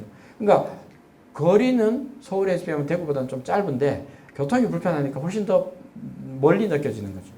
그러니까 지금 같은 경우는 그래도 KTX가 있기 때문에 뭐 언제라도 하루 왔다 갔다 할 수 있죠. 저녁이라도 갔다. 이거는 뭐 대단한 거죠. 그런데 당시로 보면 1900년 초기에 보면 1915년 이렇게 보면 어떻겠습니까? 기차가 다니긴 하지만 그 기차가 연결이 잘 좋겠습니까? 아니면 빨리 다니겠습니까? 많이 다니겠습니까? 그러니까 하루에 많은 사람을 만나려고 그러면 얼마나 그 전에 기차표를 외워야 되겠습니까? 찾아서 공부를 해야 되는 거죠. 여기 만나서 이렇게 운행 라인을 만들어 놔야 되죠. 그러니까 밤에 하는 거라고는 그것만 합니다. 그리고 나서 조금 숨 돌리면 그 다음에 약간 이제 멍하니 앉아 있다가 그러고 나서 잔다는 거예요. 그러니까 얘는 지금 바깥에 외출 좀 해서 친구 만났으면 좋겠는데 걱정이에요. 이렇게 얘기하는 거예요. 아버지가. 그 뭔가 하면 이 친구는 그레고르는 자기 일에 대해서 즉 가족의 생계에 대해서 가장 관심을 가지고 그 외에는 아무것도 할 수 있는 것도 없고 시간도 없었다는 거죠. 거기에 완전히 100% 올인하고 있는 그런 사람입니다.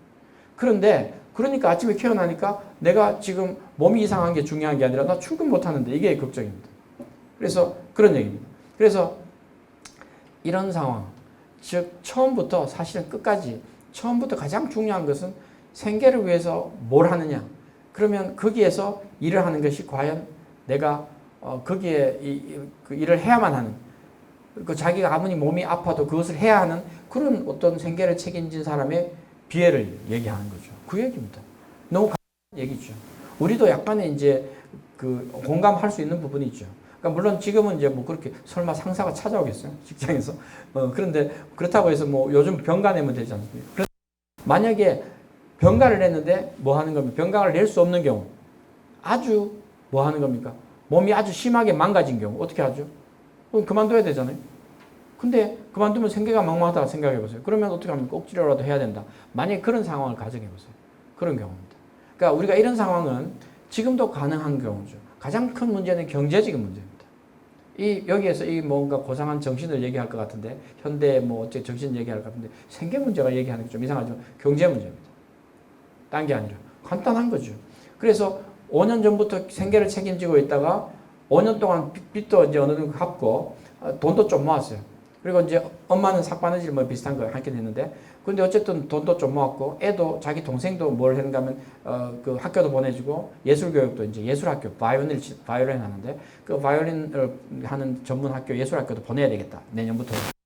계획하고 있고. 그러니까 아주 착실하고, 부모한테는 효자고, 그 다음에 집에서는 이제 든든한 가장으로서 활동하는 어떤 한 청년 얘기입니다. 그런 겁니다.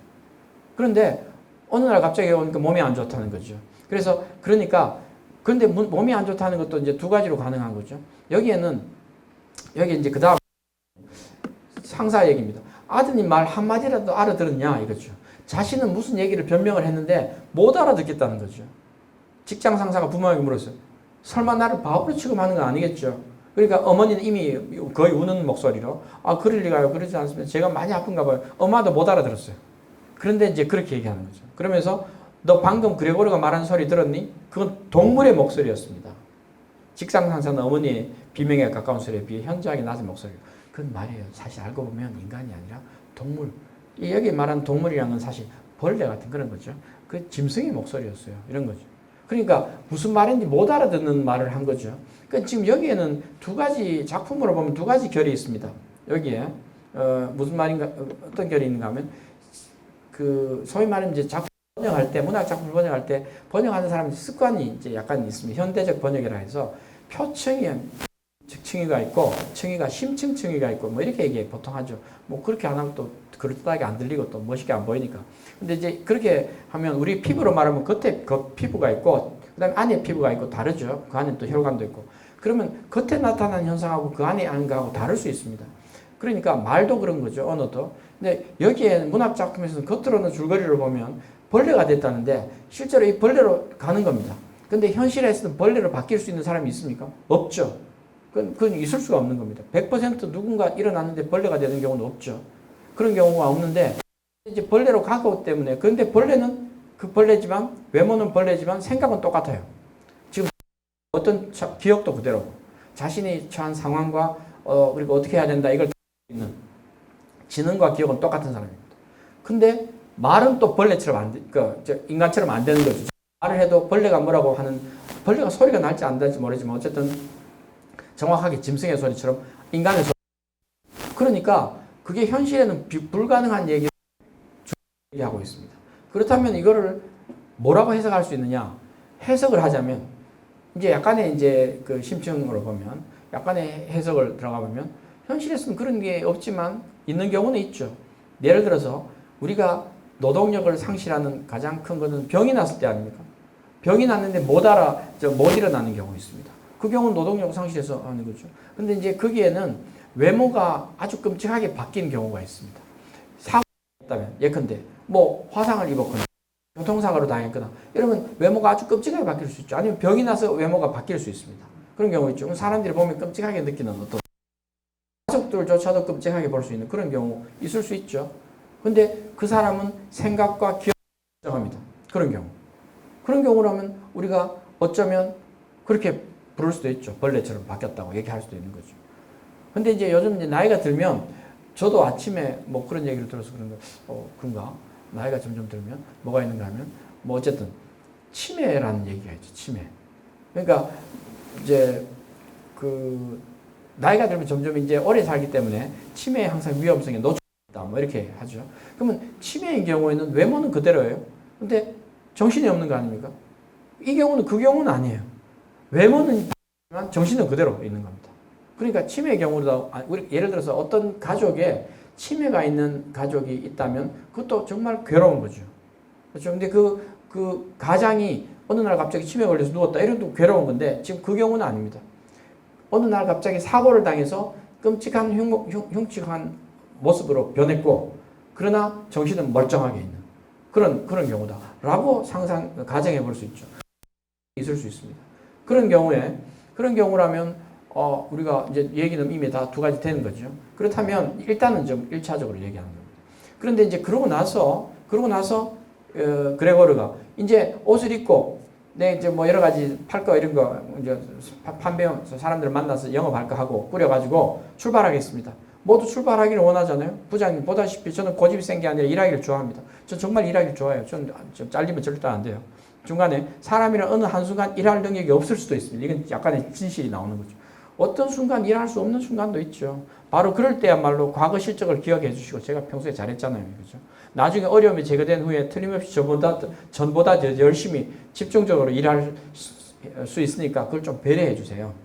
물론 제가 사장님께 많은 신세를 지고 있다는 것도 부장님 잘 아시죠. 이거 빚 때문에 그런데 그런데다가 저는 부모님과 여동생도 보살펴야 합니다. 이겁니다. 저 부모님 있고 여동생이 있는데 어떻게 하냐. 여동생 아직 대학도 안 갔어요. 이겁니다. 근데 전 지금 어려운 처지에 놓여 있지만 다시 빠져나올 수 있을 겁니다.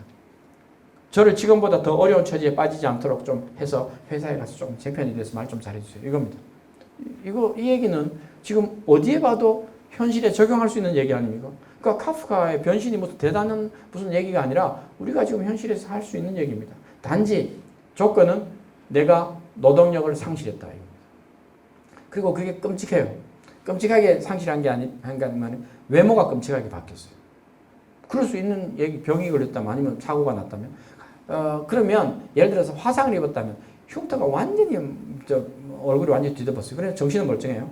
그런데 가족들이 볼 때도 끔찍한 정도로 그런 화상을 입었다고 생각해 보세요. 그렇지만 나는 일해야 되겠어요. 생계를 위해서. 그런 경우입니다. 우리 슬픈 얘기죠. 오히려. 그런 경우라면, 그런 경우 과거에 같았으면 그럼 화상이 어떡하라고. 지금도 마찬가지죠. 지금 뭐 개인적으로 사고를 났다면 어떡합니까? 그거는 뭐 회사를 그만두고 자기가 알아서 뭐 그냥 먹고 살아야 되겠죠. 뭐 그런 경우죠. 그래서 이제 뭔가 하면 그 장면에서 이제 마지막 제가 인용한 부분이 나옵니다. 부장님을 붙잡아서 진정시키고 설득시켜서 마침내 그의 환심을 사야 했는데 그레고르와 가족의 장례는 바로 그 성패에 달려있다. 이겁니다. 이거 먹고 사는 문제죠. 유감스럽게도 부장은 도망쳤습니다. 얼굴을 보니까 문틈을 이렇게 보니까 너무 놀라가지고 웬 벌레가 있으니까 놀라서 도망쳤죠. 그리고 그때까지도 비교적 침착했던 아버지도 완전히 놀라는 거예요. 아버지도 이제 살짝 보고 나서 그렇게 됐습니다. 이게 이제 일부 그런 얘기입니다. 자, 이렇게 되면 이제 우리가 의문이 나오는 거죠. 그러면 이 주제는 되게 먹고 살기 위해서 하는데 어떻게 하느냐? 이럴 때는 어떻게 해야 됩니까? 만약에 가족 중에 가장으로서 있는데 특히 아들이에요. 아들이란 말은 자식이 그렇게 가장 노릇을 했어요. 그럼 어떻게 해야 됩니까? 아들이 일을 못하게 되면? 그렇다면 다시 부모가 일을 해야 되지 않습니까? 어떡합니까? 그렇게 되는 거죠. 아들을 돌보면서 이제 거꾸로 된 거죠. 그렇지만 부모가 5년 전부터 그만뒀어요, 일을. 그러면 다시 재취업을 하든지 다른 일을 하든지 해줘야 됩니다. 그러나 그 수입이 옛날만큼 같지 않겠죠. 그렇기 때문에 가족이 다 일을 해야 됩니다. 그러니까 아버지만 일하는 게 아니라 어머니도 일을 해야 되고 여동생도 일을 하게 됐습니다. 그게 당연한 결과죠. 그러니까 아버지는 뭐 했는가 하면 은행에 수의로 들어갔다고 여기 있습니다. 은행에 수의가 있습니까? 뭐 은행에 수의 있죠. 은행에 보는 수의가 있죠. 아니면 청원경찰이든지. 그 제복을 보통 입고 있죠.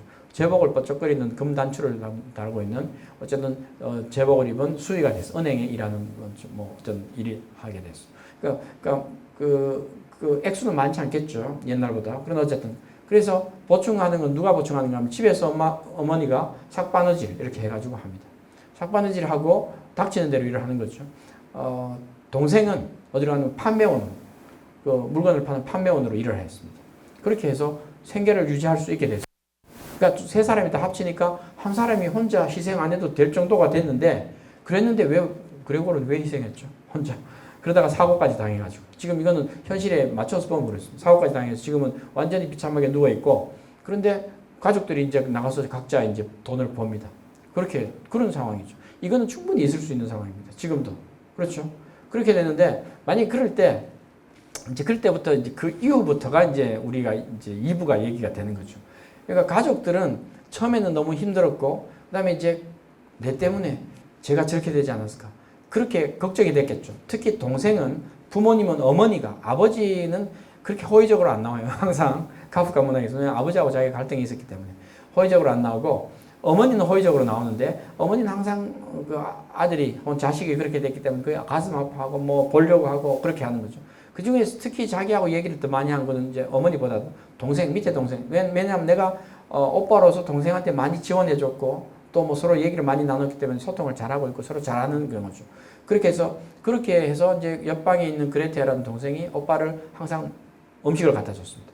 우유도 갖다 주고 빵도 갖다 주고 뭐 이렇게 알아서 벌레한테 주는 것처럼 치즈도 발랐다가 버터도 넣었다가 그 다음에 치즈를 좀 얹어 넣었다가 아니면 뭐 소금도 좀 뿌렸다가 이렇게 주는 겁니다. 근데 도저히 자기는 입맛에 안 맞는 걸 갖다 주는데 어쨌든 그걸 먹고 어느 정도 살았습니다. 그런데 빨리 갖다 주고 후닥닥 나오고 뭐 그렇게 됩니다. 그 방에. 근데 엄마는 못 보게 했어요. 어차피 아버지는 볼 생각도 없어요. 근데 엄마는 못 보게 했는 게 엄마가 놀랄까봐. 놀라서 돌아가실까봐. 그래서 이제 못 보게 했긴 했고, 그렇지만 동생은 가서 빨리 주고 나오고 이랬습니다. 그런 경우. 그러니까 조금 더 이해가 안 되는 건 사실은 한여가 있었어요. 옛날에 우리 저기 어릴 때, 제가 어릴 때 보면 그 인건비가 쌌기 때문에 뭐 거의 월급 안 주고 집에서 뭐 그냥 데리고 있는 사람들이 있었죠. 그런 사람이 유럽에 계속 있었습니다. 거기도 마찬가지인데 한여는 어린 한여를 두고 있다가 나중에 그 한여가 그걸 보고 놀라가지고 도망갔어요. 두 번째 한여가 더 어린 한여가 하나 왔는데 거기도 마찬가지 안 보려고 그래요. 근데 이제 거기도 내보내고 나서 나중에 뭐가 있는 거 파출부 소위 말 여기서 말 파출부 어느 할머니가 귀걸이 뭐 그래가지고 저기 뭐냐 귀걸이 뭐 장대할 정도는 아니지만 어쨌든 세고 그러고 나서 이제 거친 일도 잘하는 그런 성격이 왈왈한 그런 할머니가 옷을 일을 했어요. 무슨 말인가 하면 밥을 짓고 이제 갔다 이거죠. 저는 좀 이해가 안 되는 게 개인적으로는 집에 생계가 그리 어려운데 그럼 그 파출부는 왜 두냐 이거죠. 지금 인건비하고는 다르겠죠. 지금 파출부로 인건비 도우미 아주머니 둘러면 상당히 돈이 많죠. 많이 들죠. 근데 그때하고는 다르긴 하지만 어쨌든 그 파출부가 나오고 이렇게 있습니다. 그러니까 그런 상황에서 가족들이 어떻게 변해가느냐 그 얘기가 지금 그 다음 얘기입니다. 그러니까 제일 초점은 그런 상황이 왜 있게 되느냐 그거는 현실적으로 있을 수 있는 상황이다. 저는 그렇게 얘기했고 문제는 뭐냐 생계 문제와 경제적인 문제 먹고 사는 문제다 이겁니다. 사실 경제적인 문제가 어렵지 않은 문제가 안 되는 시대가 아니죠. 우리도 역시 문제가 여전히 되고 있는 시대입니다. 왜냐하면 생계 뭐 소위 말하는 복지 사각지대에 있어서 어떤 분들이 뭐 돌아가셨다면 이렇게 보도도 가끔 나오죠. 그 얘기는 뭡니까? 생계는 역시 여전히 문제가 되는 시대죠. 뭐 생계가 어렵지 않았던 시대가 되면 그건 뭐 그런 시대가 이제 좋은 시대죠. 근데 그런 경우는 한 번도 없었습니다. 그러니까 그런 현실적인 문제죠. 근데 이제 다음 현실적인 문제는 가족 간의 갈등이 되는 거죠. 가족 간에. 그걸 가지고 입으로서 한번 해석을 다시 또 해보겠습니다.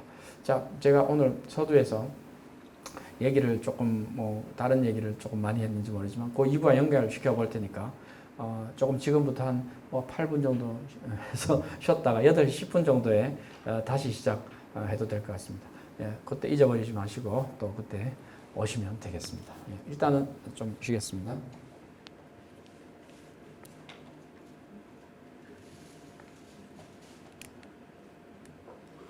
네, 지금 약속한 시간이 됐기 때문에 한번 천천히 보겠습니다.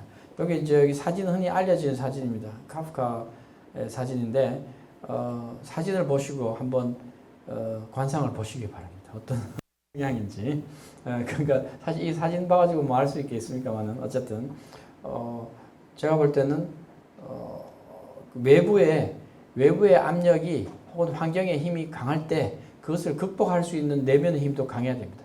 근데 물론 카프카도 강한 겁니다. 그러나 어쩌면 그 환경에 대해서 미리 처음부터 자신이 어쩌면 좀 더 강한 행동을 취했으면 혹은 그런 행로를 갔었으면 더 50까지는 넘게 살지 않았을까. 뭐 저는 이렇게 생각합니다. 이렇게 말하는 분은 아무도 없지만 저는 계속 그렇게 뭔가 일단 얘기하고 싶습니다. 이건 이제 1916년 라이프지시에서 나온 판인데 그 변신의 얘기죠. 여기 그림에도 표지 그림에도 벌레가 뭔지는 모르죠. 안 나왔죠. 단지 이렇게 벌레를 보고 놀라는 장면만 나옵니다. 자, 어쨌든 다시 우리가 얘기를 계속 이어보겠습니다. 그 가족들 가운데 그 상황을 이해할 수 있는 사람은 처음에는 마음으로 다 이해했습니다. 저게 어떻게 됐을까?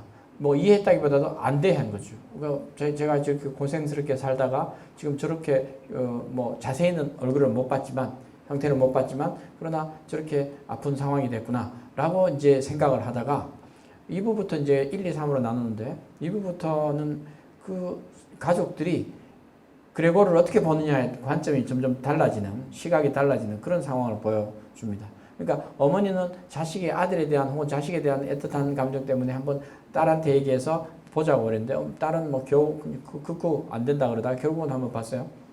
근데 엄마가 너무 놀랐어요. 어머니가. 아버지는 아예 안 보고. 그러다가 이제 어느 날 아버지가 이제 뭔가 하면 벌레이기 때문에 묘사는 이제 같이 가고 있습니다. 벌레라는 묘사를 계속 하고 있죠. 그러니까 내가 벌레고 벌레이기 때문에 어떤 행동을 할 것이다.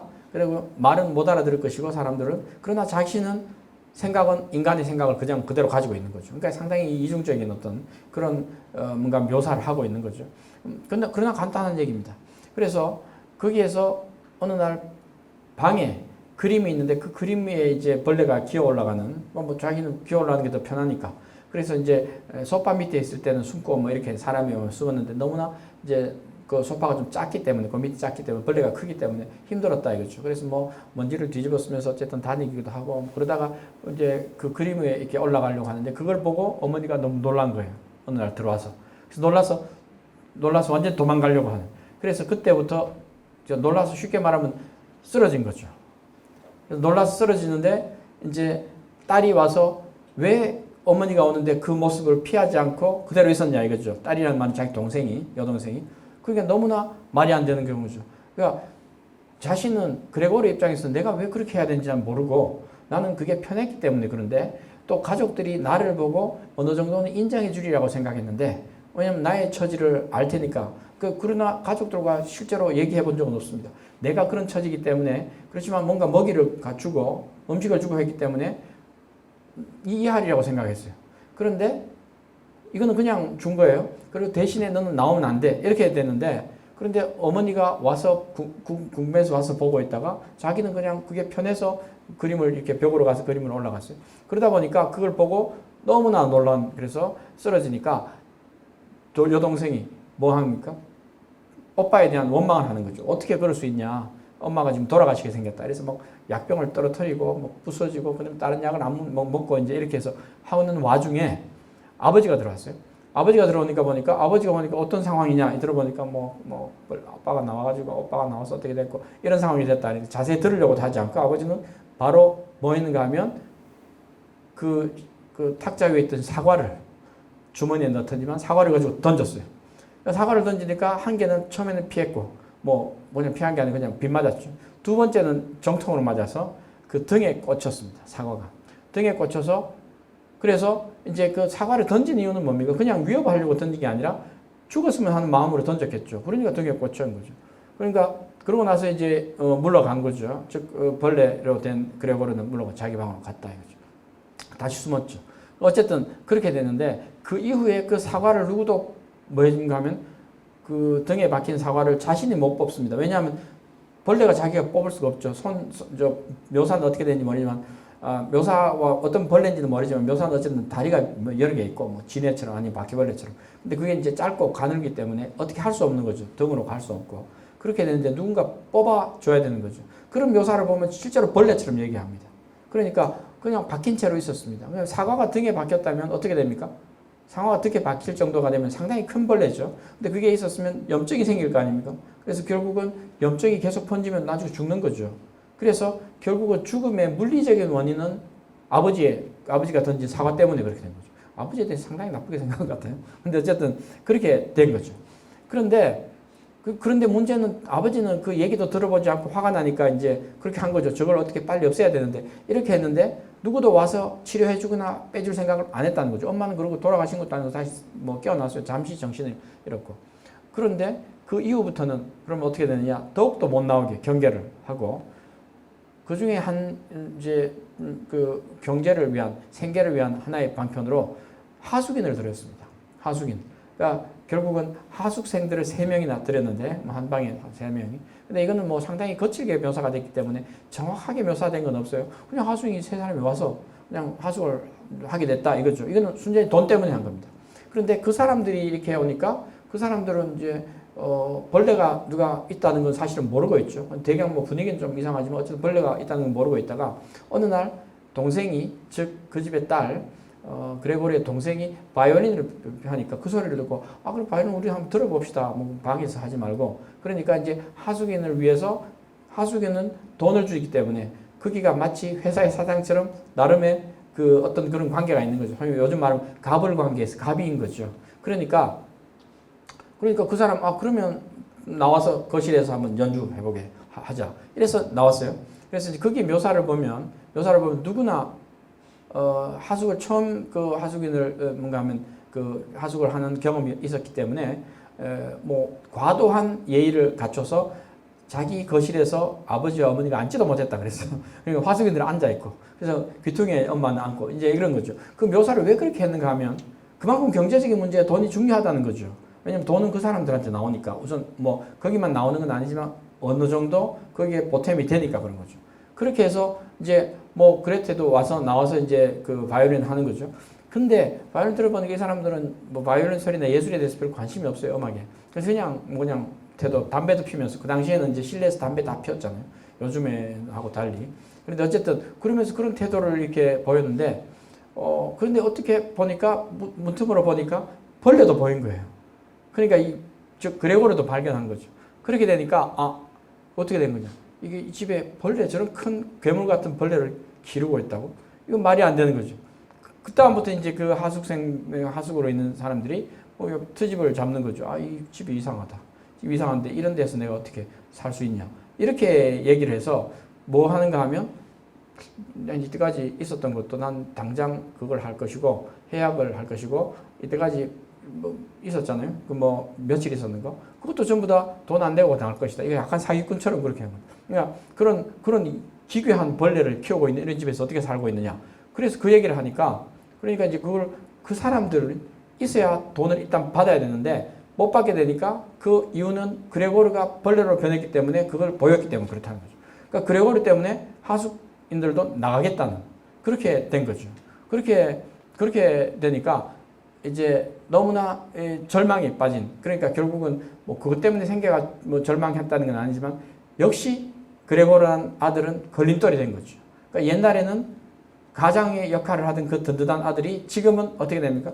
자신들의 생계를 막는 혹은 거기에 걸림돌이 되는 어떤 그런 존재로 됐다 이거죠. 그래서 갑자기 그 일이 있고 나서 갑자기 그 날에 다 발생했습니다. 그리고 나서 갑자기 동생이 어머니한테 얘기를 했습니다. 아니 어머니 아버지한테 부모님 우리는 도저히 이렇게 살 수 없습니다. 그래서 이제 거기에 보면 번역도 뭐 그렇게 되어 있지만 그게 원문을 보면 사물로 표현하고 있어요. 우린 저것하고 이제 이별해야 됩니다.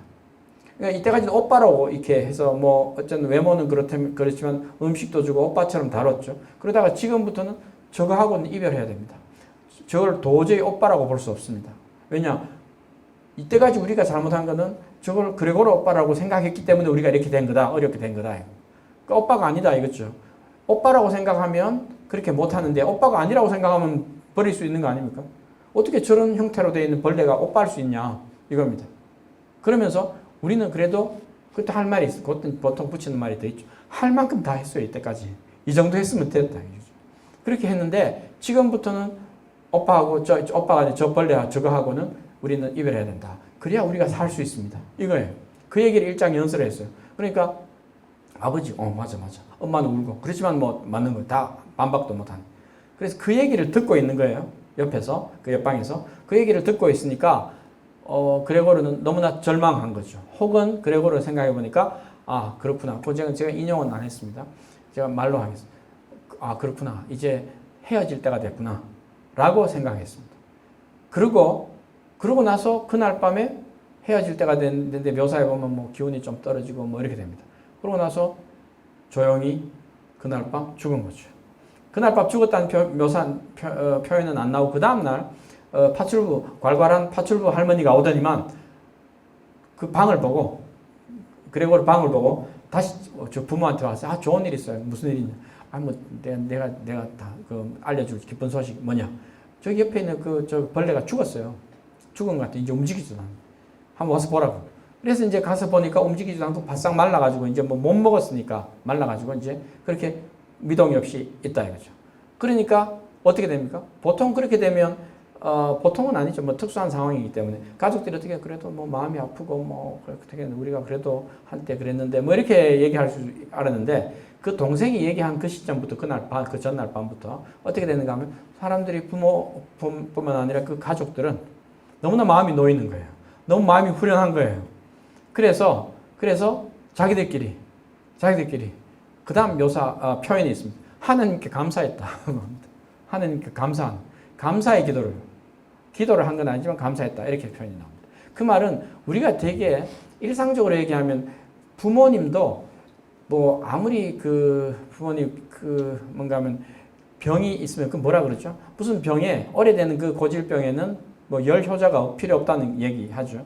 아무리 부모를 잘 모시고 사랑한다 하더라도 부모님이 오랫동안 병석에 계시면 그건 누구도 안 모시려고 합니다. 요즘 같으면 매일 치매가 있다. 그런데 정신이 왔다 갔다 한다. 그런데 누군가 모시려고 합니까? 다 안 모시고 뭡니까? 다 요양원으로 보내는 겁니다. 지금 치매 얘기는 아닌 게 왜냐하면 정신이 있으니까 이제 그러고는 그러나 예컨대 일상적으로 보면 그럴 수 있습니다. 제가 이제 우리 아들 얘기를 하면 제가 직접 들은 건 아니고 집사람 얘기 이제 나중에 요양원으로 다 가게 되는데 전부 다 그렇게 가는 것 같은데 넌 어떻게 하냐 하니까 아들이 가만히 얘기 듣더니 전 들은 얘기입니다. 걱정하지 마세요. 어머니. 왜? 엄마 걱정하지 마세요. 좋은 곳으로 보내드릴 테니 좋은 요양원으로. 그러니까 뭐 걱정 너무 하시지 마시라고. 그러니까 마치 근데 이제 사실 멀쩡할 때는 요양원에 가서 뭐 그런 것도 있지만 정신이 많이 왔다 갔다 한다면 더욱더 그게 그렇지 않습니까? 더욱 뭐 어떻게 될지 모르니까 거기 가서 무슨 대접을 받을지 뭐 우리가 사실은 알 수 없죠. 뭐 거기 계시는 분들이 일을 잘 해주겠죠. 그렇긴 하나 자식으로서는 걱정이 되죠. 그렇지만 그럼에도 불구하고 우리는 그냥 보내게 됩니다. 더욱더. 왜냐면 힘드니까. 그냥 멀쩡할 때보다는 더욱더. 그래서 이제 그렇게 되게 되는 경우인데 이 경우는 아니지만 일상적으로는 아무리 부모를 생각하고 걱정한다 할지라도 되게 그렇게 됩니다. 근데 그 중에 아들과 딸을 구분해 보면 아닐 수도 있습니다. 반대일 수도 있는데 아들은 되게 크고 되면 아들은 빨리 요양원에 보내야지. 어떻게 해요? 나는 뭐 직장 다녀야 되고 뭐 어떻게 할 수 없어. 시간도 없어요. 근데 딸은 그래도 엄마 아버지를 모셔야 되는데 어떻게 하냐. 내가 조금이라도 좀 해보다가 한 달 정도라도 아니면 한 몇 개월 정도라도 열심히 내가 해보다가 안 되면 할 수 없는 거죠. 이제 나는 할 일을 다 했어요. 한 몇 개월 정도는 그렇게 가서 뭐 옆에 봉양을 합니다. 모시고 집에 그러다가 안 되면 나중엔 나는 이제 오빠 아니면 내 누구 할 도리는 다 했어요. 난 이때까지 하면 오빠는 안 했잖아. 아무것도 안 하고 뭐 직장 다닌다고 했는데 뭐 그렇다고 해서 뭐 옳게가 했어요. 아무도 안 했을 거 아니에요. 특히 그건 안 보려고 할 것이고. 그러니까 어떻게 됩니까? 내가 다 했어요. 그런데 어떻게 합니까? 나는 이 정도 했으니까 더 이상 이제 돈도 필요 없고 다 뭡니까? 요양원으로 모셔야 된다. 이렇게 얘기를 할 수 있죠. 그렇게 되는 그런 경우입니다. 그런 경우에 다 합의하에서 보내는 거 아닙니까? 되게 그렇죠. 지금 그레고르의 입장은 동생이 그렇게 얘기한 겁니다. 우리가 이때까지 너무나 잘한 거예요. 이 정도 해준 것도 사실 뭐 대단히 잘한 거고 오빠라고 생각할 필요는 없어요. 이제 이런 겁니다. 그래서 갔습니다. 그래서 돌아가시고 나서 그러고 나서는 이제 부모님이 그렇게 돌아가시면 연세가 많아서 돌아가실 때도 그보다 더 일상적으로 좀 더 이상적으로 얘기하면 연세가 많아서 돌아가실 때는 뭐라 그럽니까? 상을 뭐라 그럽니까? 호상이라 그러죠. 호상. 젊은 분들은 모르지 말죠. 호는 좋다는 거죠. 상은 좋은 상이다 이거죠. 그래서 호상이려면 가가지고 초상집에 가서 웃고 뭐 즐기고 합니다. 그렇게 하는 거. 저는 어릴 때 그게 도저히 이해가 안 됐어요. 그 호상이라고 어떻게 말을 붙이며 왜 가서 웃고 사람들이 그러느냐. 근데 사실은 부모님이 오래 사시다가 그냥 편안하게 가셨다 이거죠. 그리고 더 이상 사시면 자식한테 짐 되는데 그냥 잘 가신 거다 이겁니다. 그러니까 호상이라 하는 거하고 똑같은 거죠. 잘 가신 거죠. 아니면 그보다는 조금 더 하면 치매 걸렸을 때 아니면 병이 했을 때 부모님 하는 거 똑같은 거. 여기하고 똑같이 맞춰보면 그것도 아니고 완전히 외모가 망가진 사고를 당한 어떤 존재인데 정신은 멀쩡하고 있고 옛날에 뭐 그런 아들이에요. 아니면 그런 자식인데. 근데 이제 거기가 우리가 이때까지 해줬으면 됐고 더 이상 못하니까 좀 버리자 이겁니다. 아니면 좀 나가줬으면 좋겠는데 알아서. 그런데 우리가 어떡합니까? 어느 날 갑자기 보니까 없어졌어요. 나갔어요. 그래서 감사하다는 겁니다. 그래서 그레고르가 죽고 나니까 감사하다고 그랬습니다. 그래서 이제 어떻게 할까? 우리 이때까지 한 번도 가족 여행도 한 번 못 갔어요. 산책도 한 번 못 나갔어요. 저기 얘기를 하면 산책, 소풍입니다. 소풍도 한 번 못 나가봤어요. 그러니까 여행까지는 아니지만. 그런데 가족끼리 아픈 환자가 있으면 어떻게 소풍을 나갑니까? 못 가죠. 아들이 아프다고 생각해 보세요. 부모님이 편찮으신다는데 물론 부모님이 요양원에 모시면 소풍도 갈 수 있습니다. 그런데 대개는 못 가는 거죠. 집에 같이 있으면. 그럼 그렇게 해서 어떻게 합니까? 못 가는데 이때까지 너무나 우리가 고생했으니까 이제 소풍이나 좀 가보자. 라고 해서 결근계를 좀 듣습니다. 써가지고 있는 와중에 그 할머니가 와가지고는 또 내가 다 해치웠어. 뭘 해치웠어요? 내가 걱정하지 말라고. 이제 벌레 그거 내가 쓰레기하고 같이 버렸어. 그런 얘기를 했습니다. 그러니까 뭐 장례고 필요 없고 다 버린 거예요. 쓰레기랑. 그러니까 그 사람들이 뭐 했겠습니까? 그 할머니는 이제 간다고 이제 갔어요. 그 사람들은 저 할머니 이제 너무 말도 많고 이제 아는 것도 많고 다음에 이제 좀 할머니 바꿔야 되겠다. 이러면서 자신들은 평화로운 오후의 시간을 즐기기 위해 3월 말쯤 돼서 따뜻한 봄날을 즐기기 위해서 기차를 타고 소풍 가는 겁니다. 그게 가는 겁니다. 그게 마지막 장면입니다. 소풍에 가면서 이렇게 사람은 없는데 경치도 보고 뭐 이렇게 하면서 야 우리는 이제 집을 이건 전부 다 경제적인 얘기 계속 하는 거죠. 끝장면까지 그랬습니다. 집을 좀 옮겼으면 좋겠어요. 집을 어떻게 하면 그 집은 거기에 이제 추측해 보건데 그걸 보니까 집은 그레고르가 산 겁니다. 열심히 일해가지고. 그런데 그 집은 너무나 크기는 좀 큰데 불편해요. 그리고 우리 생계도 조금 사실은 조금 더 수입도 줄었기 때문에 조금 작은 집으로 옮기자 이거죠. 예를 들어서 뭐 40평이 있다가 30평으로 옮기자, 30평이 있다가 20평으로 옮기자. 이건 옮겨가지고 대신에 거기는 위치는 더 좋아요. 더 좋아요. 그래서 시내랑 그래서 위치는 교통도 더 편리한 곳으로. 그런 데 가서 살면 우리는 정말 이제 생계 걱정 없고 앞으로 우리 장래는 창창하다 이거죠. 그런 얘기가 나옵니다. 그 끝장면에.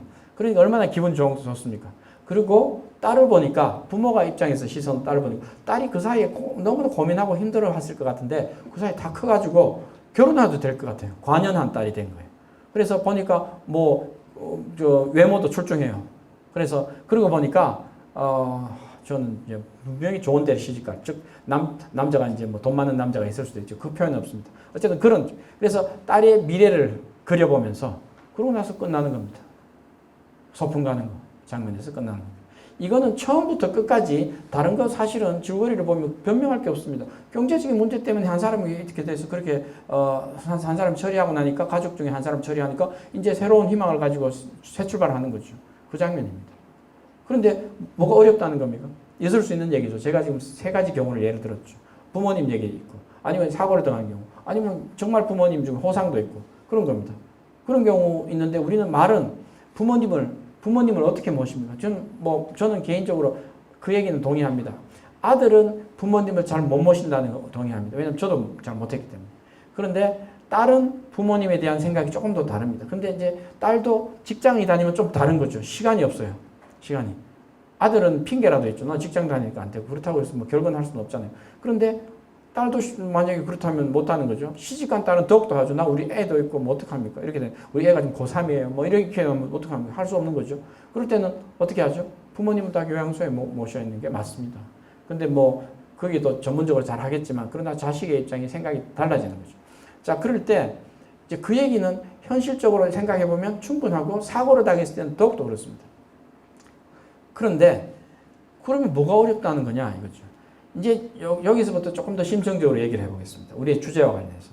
이것은 사고를 당한 어떤 가족이 있는 어떤 가족의 소시민의 비극적인 상황을 어떻게 일상을 어떻게 보여주느냐 이것도 있지만 또 한편으로는 이게 상징적으로 보면 그렇습니다. 그레고르가 죽었다고 생각하는 사람이 있었어요. 처음에 작품을 해석할 때 누가 했는가 하면 프랑스 실존주의 철학자들이 보통 얘기했습니다. 뭐 실존주의 사르트 알죠? 이런 사람. 왜냐하면 프랑스 사람들은 실존주의라는 것은 사실 실존주의의 철학에 대한 독일에서 한 거죠. 근데 프랑스 사람들이 많이 대중적으로 얘기를 했고 그런데 실존이란 건 뭡니까? 조금 이제 약간 이제 저도 너무 일상적인 얘기를 했네요. 좀 있어 보이게 얘기를 하면 실존이란 거는 사실 그 독일 말로 하면 그 의미는 세상에 던져지는 겁니다. 우리가 다 세상에 날 때 던져져 나온 거죠. 세상에 태어나기를 예약해서 태어난 사람 아무도 없죠. 예약해서 태어난 분은 뭐 예수님은 그렇게 몰라도 그 외에는 다 그냥 태어난 거죠. 내가 태어나고 싶어서가 그런 게 아니라. 근데 태어나고 싶을 때 난 거부할 수 있는 자유도 없습니다. 근데 이제 소설에 보면 그런 자유가 있어요. 그런 소설이 있어요. 뭔가 하면 퀸터 그라스의 양철북이라는 소설에 보면 오스카라는 그 아들이 있는데 걔가 나갈 때 어머니 배에서 나갈 때 너무 세상이 끔찍하다. 그래서 안 나가려고 거부하다가 의사가 너 안 돼 이래서 집게로 겸자로 이렇게 찍어서 나오다가 머리를 좀 손상당해가지고 지금 나중에 성장도 잘 안 되고 그렇다는 거 아닙니까? 그러니까 그건 소설이죠. 내가 나가려고 보니까 어른들의 세계가 너무 끔찍해요. 세상이 너무 끔찍해. 이렇게 했지만 우리는 그냥 태어난 거죠. 죽을 때는 어떻게 죽을지 모르지만 태어날 때는 정말 던져진 겁니다. 그러면 우리가 이 상황은 벗어날 수 없는 상황입니다. 우리가 결정할 수 없는 상황이 실존이라는 겁니다. 그럼 그 실존에서 벗어날 수 있는 유일한 방법은 뭡니까? 죽는 거죠. 그러면 죽는 것은 그 실존으로부터 해방되는 거다. 그렇게 해서 이 그레고르는 실존적으로 죽음을 한 거다 이거죠. 선택해서 죽은 거다. 유일하게 자신의 탈출구는 여기에서 비극적인 상황에서 탈출하는 건 죽음이다. 이런 얘기죠. 그렇게 그럴듯하게 갖다 붙였는데 저는 뭐 안 갖다 붙여도 된다고 생각합니다. 그런 상황에서 가족들은 저기가 없어졌으면 좋겠다라고 생각하는 건 있을 수 있고, 그리고 그런 상황에서는 죽겠죠. 벗어나면 죽는 거 아닙니까? 그러면 실존적인 어떤 해석이라기보다는 저는 실제로 해석을 하면 거기에 묘사를 보면 그대로 있습니다. 그레고르가 죽기 전에 난 죽겠다고 생각해. 이제부터는 죽는다는 게 아니라 이제부터는 가족들과 이별해야 되겠다라는 걸 합니다. 그 말은 그러고 나서 죽었다고 이제 나오죠. 그다음 아침에 보니까 죽어 있더라. 이겁니다. 물론 죽기 전에 뭐 이별하기 전에 이제 나는 이 정도 살았으면 이제 가족하고 이제 헤어져도 되겠구나. 이런 경우는 있지만 그런 경우가 아니라 자신이 이제 더 이상 가족들과 그 같이 가는 게 아니라 나는 나의 뜻대로 내 길을 가겠다고 결심하는 순간입니다. 그러니까 제목하고 다시 볼까요? 변신이란 것은 제가 능동형이라고 그랬습니다. 능동형은 뭐 능동이지 피동이니 이런 거는 명사에서는 구분할 수 없으나 변신했다는 것은 자신이 스스로 한 겁니다. 제가 볼 때는 일단 느낌은 변신이란 독일어 느낌도 그렇고 변신을 당할 게 아니고 변신한 겁니다. 그런데 독일어 뉘앙스는 그런데 이제 그건 뭔가 하면 자신이 스스로 변신을 한 거죠. 즉 어느 순간부터 그러겠습니까? 처음에 나올 때는 벌레로 나왔지만 마치 벌레로 변신 당한 것처럼 왔지만 왜냐하면 영문도 모르게 된 거니까 변신 당했는데 왜 그렇게 되는지 몰라요. 그렇게 나왔지만 나중에는 그레고르가 죽을 결심을 했다는 것은 실존적인 어떤 해방을 위한 것이 아니라 거기에는 이제 나는 나 자신으로 살기 위한 어떤 결심을 한 겁니다. 더 이상 거기에는 가족도 거기에 자신의 길을 가는데 방해를 해서는 안 되는 거죠. 이때까지 가족들에 의해서 뭔가 하면 생계를 책임져야 되고 가족의 동생을 걱정했고 부모님을 걱정했고 그래서 자신의 길을 한 번도 가본 적이 없어요. 그런데 어느 순간 벌레처럼 보이는 자신이 스스로 생각해 보니까 어느 날 눈 떠보니까 벌레가 될 수는 없죠. 근데 스스로 눈 떠보니까 벌레처럼 보이는 때가 있는 거죠. 그거는 깨달음의 순간입니다. 어느 순간. 그러니까 스스로 그것은 그레고르가 깨달은 순간이 아침에 있습니다. 그 이유를 모르고 있을 뿐이죠. 흔히 카프카 작품의 특이한 것은 표현이 우리가 일상적으로 쓰는 표현을 문학적으로 그냥 그대로 썼다 합니다. 물론 그럴 수도 있습니다. 예를 들어서 너 벌레 같은 버러지 같은 인간 이렇게 얘기하죠. 그럴 수 있죠. 근데 실제로 벌레가 돼 있는 거죠. 거기요. 벌레가 나오는 그 표현을 일상적인 어떤 그 표현을 문학적인 표현으로 그냥 그대로 썼다 이렇게 하는데 그 내용은 약합니다. 제가 볼 때는 그것도 있지만 그것보다는 아침에 영문도 모르게 자신이 깨닫지 못했는데 뭔가가 자신이 스스로 벌레처럼 보이는 경우가 있을 수 있죠. 그게 뭔가 하면 나는 내 인생에서 왜 이런 존재가 되어야 되느냐라는 어떤 뭔가 하면 느낌이 올 때가 있는 순간이 있습니다. 바로 그 순간은 누구한테나 있을 수 있습니다. 그런 순간이 자각의 순간이 있는 거죠. 근데 그 이유가 뭔지는 모르지만 근데 나중에 보니까 나는 이 가족들에게 너무 많이 얽혀 있고 나는 내 인생을 한 번도 살지 못했다는 순간이 알게 되는 거죠. 그건 이 줄거리성에 나오는 겁니다. 가족들도 버리는 거죠. 그러니까 나는 이제 스스로 가족들과 헤어져야 되겠구나 라는 생각을 하게 되는 순간이 마지막 부분에 나오는 겁니다. 그 말은 사람이 죽기 전에 독립을 하죠. 보통 성인이 되면 독립하지 않습니까? 근데 그 순간이 있을 수도 있고 그것보다는 더욱더 하면 자신의 길을 가려는 결심을 하고 자신의 길을 가는데 후회를 하지 않고 그것에 만족을 느끼고 행복을 느끼는 삶을 살려고 노력하는 것. 그게 바로 그 순간이 변신의 순간입니다.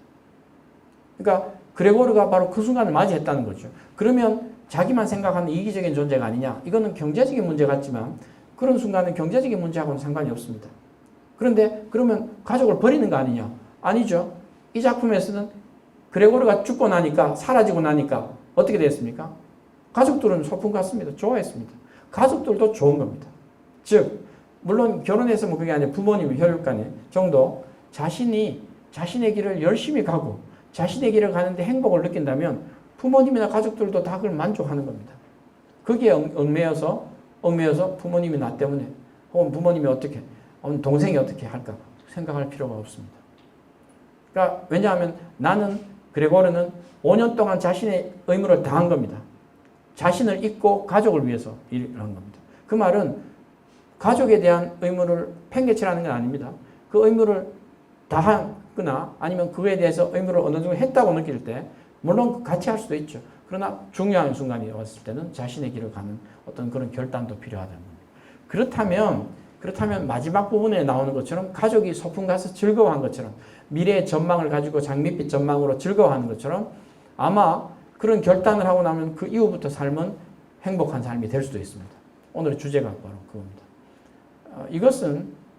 이것은 부모하고 연을 끊으라. 아니면 형제간에 뭐 연을 끊으라. 형제간은 뭐 결혼하고 나면 이제 뭐 되게 동령하면 별로 아니죠. 어쨌든 그래도 뭐 끊으라. 그런 얘기가 아니고 자신의 길을 가는데 부모의 어떤 예를 들어서 어떤 의견이나 어떤 압력이나 아니면 형제의 어떤 압력이나 주변에 가까운 사람들의 어떤 의견이나 시각이나 압력이나 이것은 별로 중요하지 않습니다. 경우에 따라서는 생계도 중요하지 않습니다. 경제적인 문제가 가장 중요한 문제로 지금 기초에는 깔려 있습니다. 그러나 경제적인 문제 추구 안 하면 안 되니까 경제적인 문제도 그것은 중요하지 않을 어떤 그런 뭔가 하면 결심이 있어야 되는 거죠. 경제적인 문제 때문에 우리가 사는 거는 사는 거지만 만약에 물질 경제적인 문제 때문에 나는 한 번도 내 인생을 살아보지 못했다 라고 한다면 어느 순간 그렇게 결심해서 더 이상 그렇게 살지 않겠다고 결심하는 것도 필요한 겁니다. 그러니까 내가 하지 않으면 어떻게 되겠습니까? 가족의 생계는 저절로 돌아가게 됩니다. 즉 무슨 말인가 하면 나의 생계도 내가 결심하게 되면 생계를 줄일 수 있는 거죠. 생계를 줄이고 그러니까 조금 어떤 부분은 약간 줄이고 경제적인 부분은 약하게 하면서 자신의 길을 갈 수 있는 조정할 수 있는 부분이 있다는 거죠. 아예 굶으라는 건 아닙니다. 가족이 굶어 죽은 거 아니죠. 그러니까 규모를 줄였습니다. 그렇게 해서 그렇다면 그 틈이 어디에 쓰이는가 하면 나의 길을 갈 수 있는 틈이 생기는 거죠. 그렇게 하라는 겁니다. 이게 극단적으로 뭘 그만두고 산으로 가라 이런 게 아닙니다.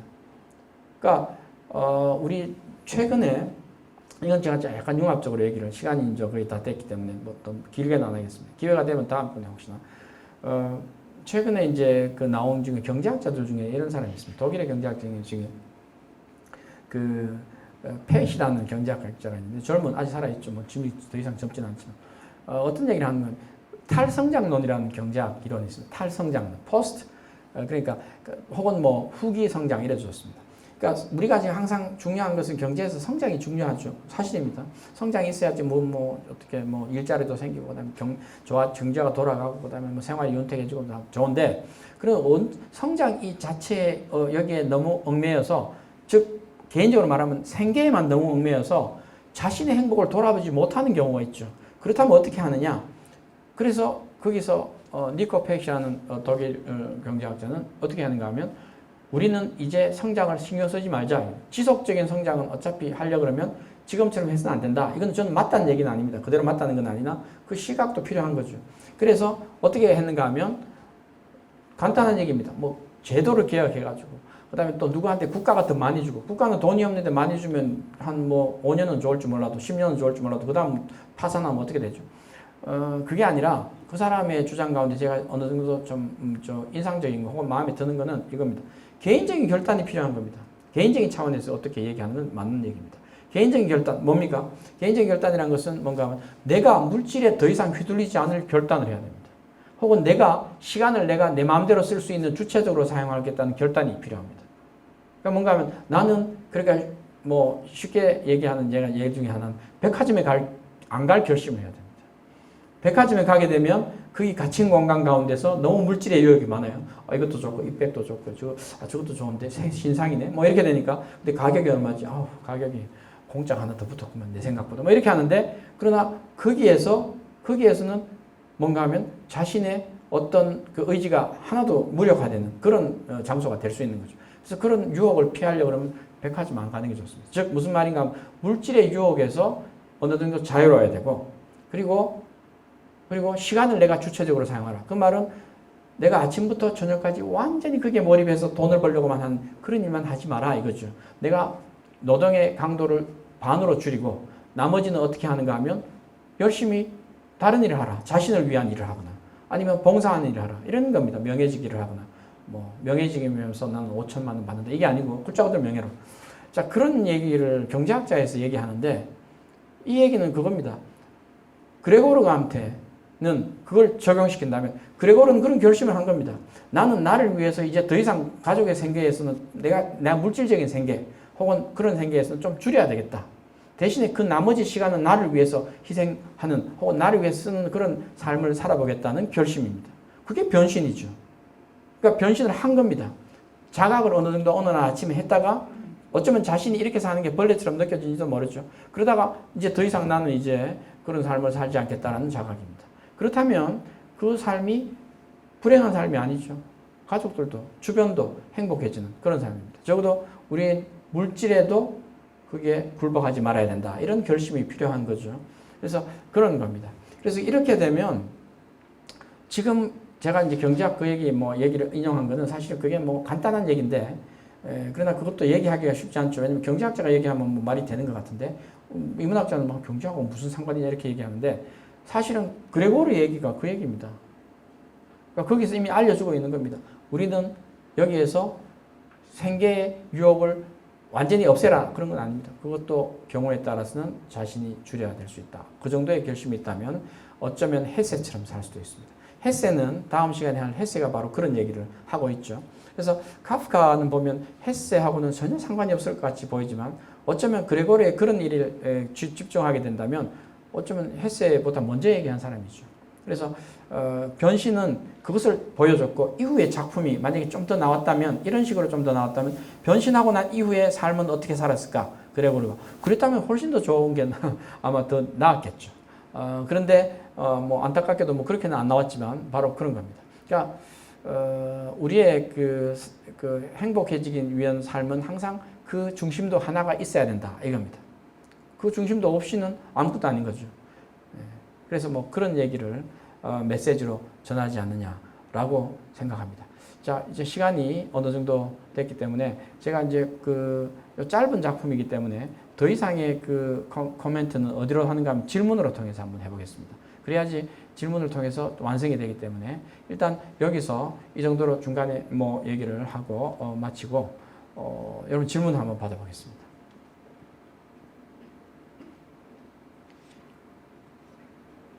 그러니까 저는 카프카가 평소에 일찍 아버지로부터 독립했으라는 얘기죠. 아까 그 얘기는 몇 번 했죠. 그 얘기는 자신의 삶을 위해서도 빨리 독립했었으면 훨씬 더 나았다는 겁니다. 작품도 더 나왔을 수도 있고 아니면 건강도 더 유지했을 수도 있고 그렇습니다. 그러나 마음이 약했기 때문에 독립을 못했습니다. 독립해서 카프카가 어떻게 되는 건 아닙니다. 굶어 죽는 것도 아니고 자신은 충분히 살 수 있었는데 그런 용기가 없었다는 거죠. 그 용기를 가져야 됩니다. 그런 얘기를 해보겠습니다. 자, 혹시 질문이 있으시면 숫자가 우리 소수 정예만 있기 때문에 항상 질문을 많이 해주시면 저 뒤에 앞으로는 시간이 됐는지 저기 미리 나가셨는데 조금 질문 먼저 받아보고 그렇게 나가셨으면 좋았는데 어쨌든 어떤 질문도 좋습니다.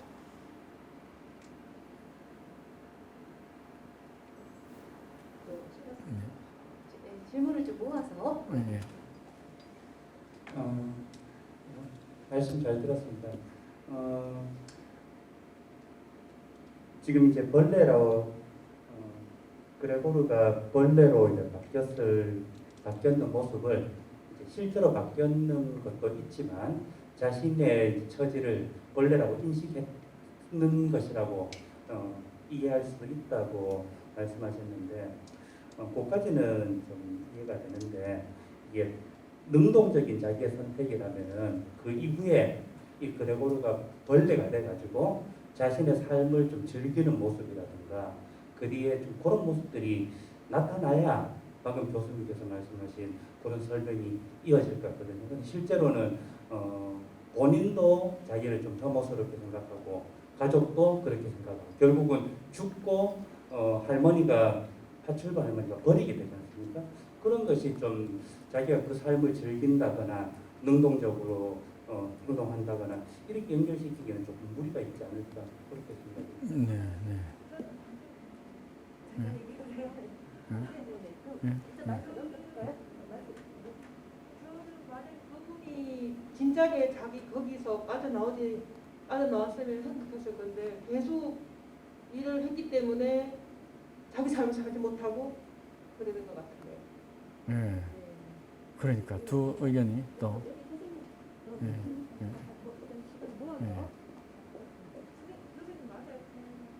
네, 저 그 의견을 제가 얘기를 했는데 좀 더 좀 모아서 얘기하겠습니다. 첫 시간에 그 질문을 좀 드리려고 했는데 네. 조시간 책이 성찰의 의미와 즐거움을 예. 질문하는 예. 것이 맞습니다. 이 변신이라는 그 교수님께서 말씀하신 그 내용이 성찰에 좀 가까운 내용인지 네. 좀 네. 그 의미와 네. 그 즐거움 좀 이게 좀 저 나름대로도 그쪽에 좀 많이 생각을 했는데 성찰의 의미도 잘 모르겠고 네. 성찰이 더 즐겁지도 않다고 보는데 이게 좀 그 책에 갔을 때도 좀 그 질문을 좀 드리고 싶었거든요. 네네. 네. 예, 그러면 저기 세 질문이 있다. 이제 조금 비슷하고 아니면 좀 다르기도 하고 한데 제가 일단 뭐 제 의견을 말씀 좀 드리겠습니다. 그러니까 처음에 질문하신 거는 사실은 소설 이 줄거리 내용으로 보면 미완성이라고 사실 보이는 거죠. 만약에 제 얘기 같았으면 이거는 이제 근데 왜 미완성으로 했느냐? 물론 카프카도 장편도 쓰긴 했으면 이거는 조금 좀 짧은 뭐 단편에 가까운 중편 뭐 장편은 아니죠. 근데 이거는 이제 어쩌면 미완성이 됐기 때문에 아니 미완성은 아니지만 거기에서 일이 끝났기 때문에 줄거리가 끝났기 때문에 비극적으로 보일 수는 있죠. 그러니까 지금 전체적으로 보면 벌레로 변신했는데 자기가 가족들로부터 외면을 받아서 뭐 어떤 그게 있다 깨달음이 있었는데 그 다음부터는 행동한 게 없으면 그렇다면은 비극적으로 죽은 것밖에 안 되는 거죠. 그러니까 그렇게 되면 뭐가 의미가 있겠냐 하는데 저는 사실 그것도 의미가 있다고 봅니다. 비극적으로 보이는 것은 보인다면 사람들이 그래야지 비로소 만약에 뭔가 그레고르가 그렇지 않고 여기에서 뭔가 가족들 간에 약간의 화해나 아니면 타협을 했을 수도 있는 가능성을 보였다면 그러면 행복하게 살 수도 있죠. 어느 정도는 예를 들어서 뭐 내가 벌레긴 하지만 조금 어느 정도는 이거는 내가 이때까지 공도했고 하니까 요 점은 양해해주고 내 영역은 지켜주고 대신에 뭐 밥만 갖다 주면 되고 그다음에 어때 내 뭐 상처도 치료해주고 이 정도만 하면 된다. 내가 대신에 가족들의 어떤 생활은 건드리지 않겠다. 뭐 이렇게 해서 한다면 행복하게 나름 조정을 해서 살 수 있는 그것도 있는 거죠. 만약 그렇다면은 실제로 그냥 벌레로 변해서 아니면 그 어려운 상황에 있다가 그냥 그 가족들과 같이 있는 그러니까 되게 봉합해서 사는 그런 경우겠죠. 그러니까 사고를 당했거나 아니면 뭐 뭐가 어떤 일이 당했거나 그럴 때 경제적으로 그 활동 능력이 없을 때 가족들과 되게 다른 가족들이 힘을 합쳐가지고 되게 거기를 인정해주고 이렇게 지내는 그런 거죠. 그런 일상도 있을 수 있습니다. 근데 그걸 비극적으로 이렇게 죽음으로 만들어 놨다는 것은 그것은 대단한 결심이 필요한 거죠. 그리고 대단한 가족과 실제로 이별해야 되는 거죠. 가족과 이별한다는 것은 가족과 원수가 되라는 게 아니라 더 이상 가족이 나한테 나의 길이 아무리 가족이 중요하더라도 나의 인생의 길을 가는데 영향을 미칠 수는 없다는 겁니다. 어느 순간부터는. 그러니까 그렇다면 그게 가족과 이별하는 거지 적당히 타협해서 있다는 것은 가족과 이별할 수 없는 거죠. 그러니까 그런 상황을 얘기하는 건 아니라는 거죠. 그러니까 겉으로 보면 그게 비극처럼 보이지만 그게 사실은 비극이 아니고 어떤 그 상황의 그 중대성과 결심을 보여주기 위해서 그렇게 했고, 그 다음에 제가 미완성이라 한 것은, 미완성이라는 것은 그런 면에서 미완성입니다. 조금 더 이부가 나왔거나, 아니면 조금 더 길게 나와서, 그러면 벌레로 나와서 집을 나왔어요. 그럼 그러고 나서 어떻게 했느냐? 나왔더라면 좋았는데, 예를 들어서 다른 작품에서, 실종자라는 작품이 있습니다. 혹은 아메리카 이렇게 하는, 그게 미국으로 어떻게 했냐? 이렇게 됐는데, 그거는 어떤 결심을 가지고 해보려고 하는 그래서 새로운 세계에서 신세계에서 뭐 내가 어떤 일을 하려고 하는 어떤 그 결심이 담겼거나 실천에 옮기려고 하는 그런 거죠. 뭐 그렇게 본다면 근데 이제 거기에서도 뭐 미완으로 끝났기 때문에 그런데 일단은 다른 작품에서 보면 무슨 사회에서 자신의 어떤 길을 찾아보려고 모색하는 어떤 약간의 제스처는 있습니다. 그러니까 이 작품 하나만 가지고서는 이야기할 수 없는 거죠.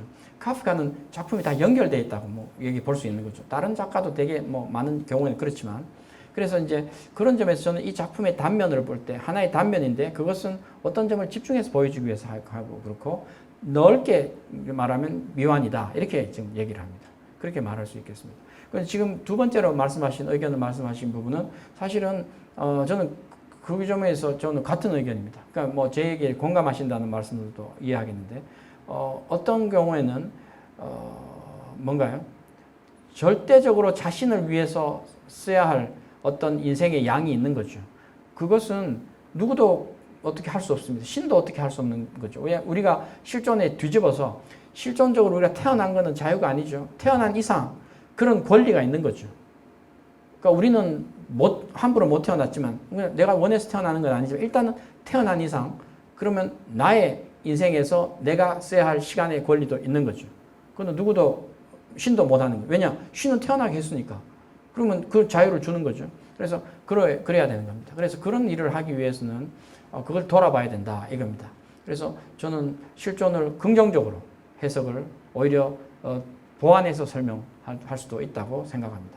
그러니까 만약에 그게 없으면 나는 그게 없어요. 나는 그런 생각이 전혀 없어요. 나는 부모님 너무 좋아요. 나는 가족이 너무 좋아요. 그냥 난 가족 위해 희생하면서 살다가 그냥 죽는 게 행복해요. 이래 좋습니다. 그것도 자신의 삶이죠.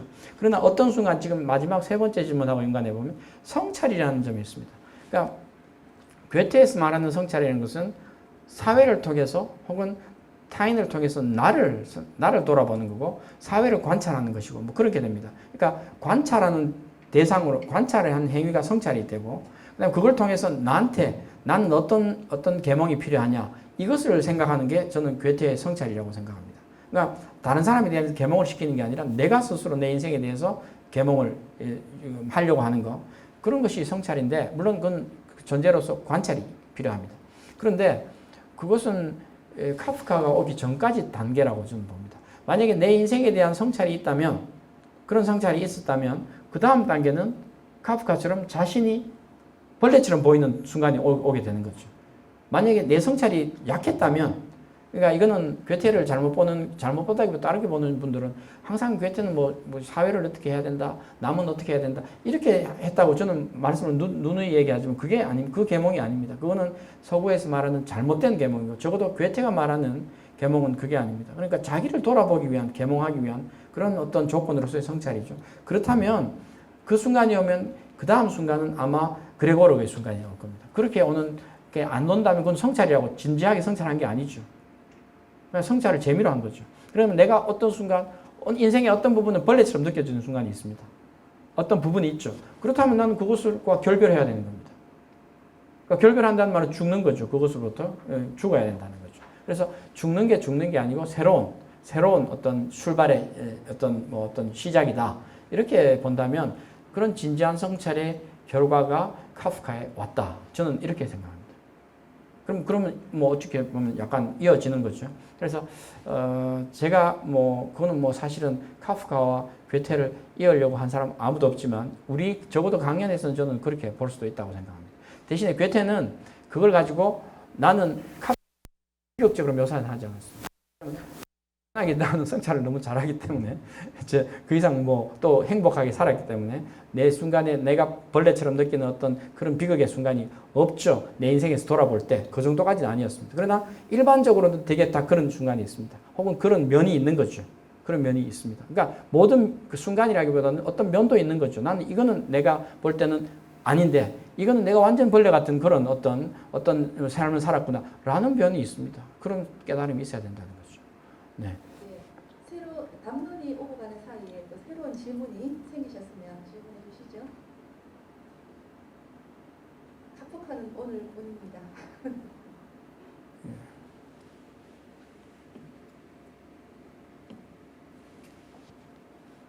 예, 그러면 지금 숫자가 너무 소수이기 때문에 질문을 강요하는 것도 사실은 좀 그렇습니다.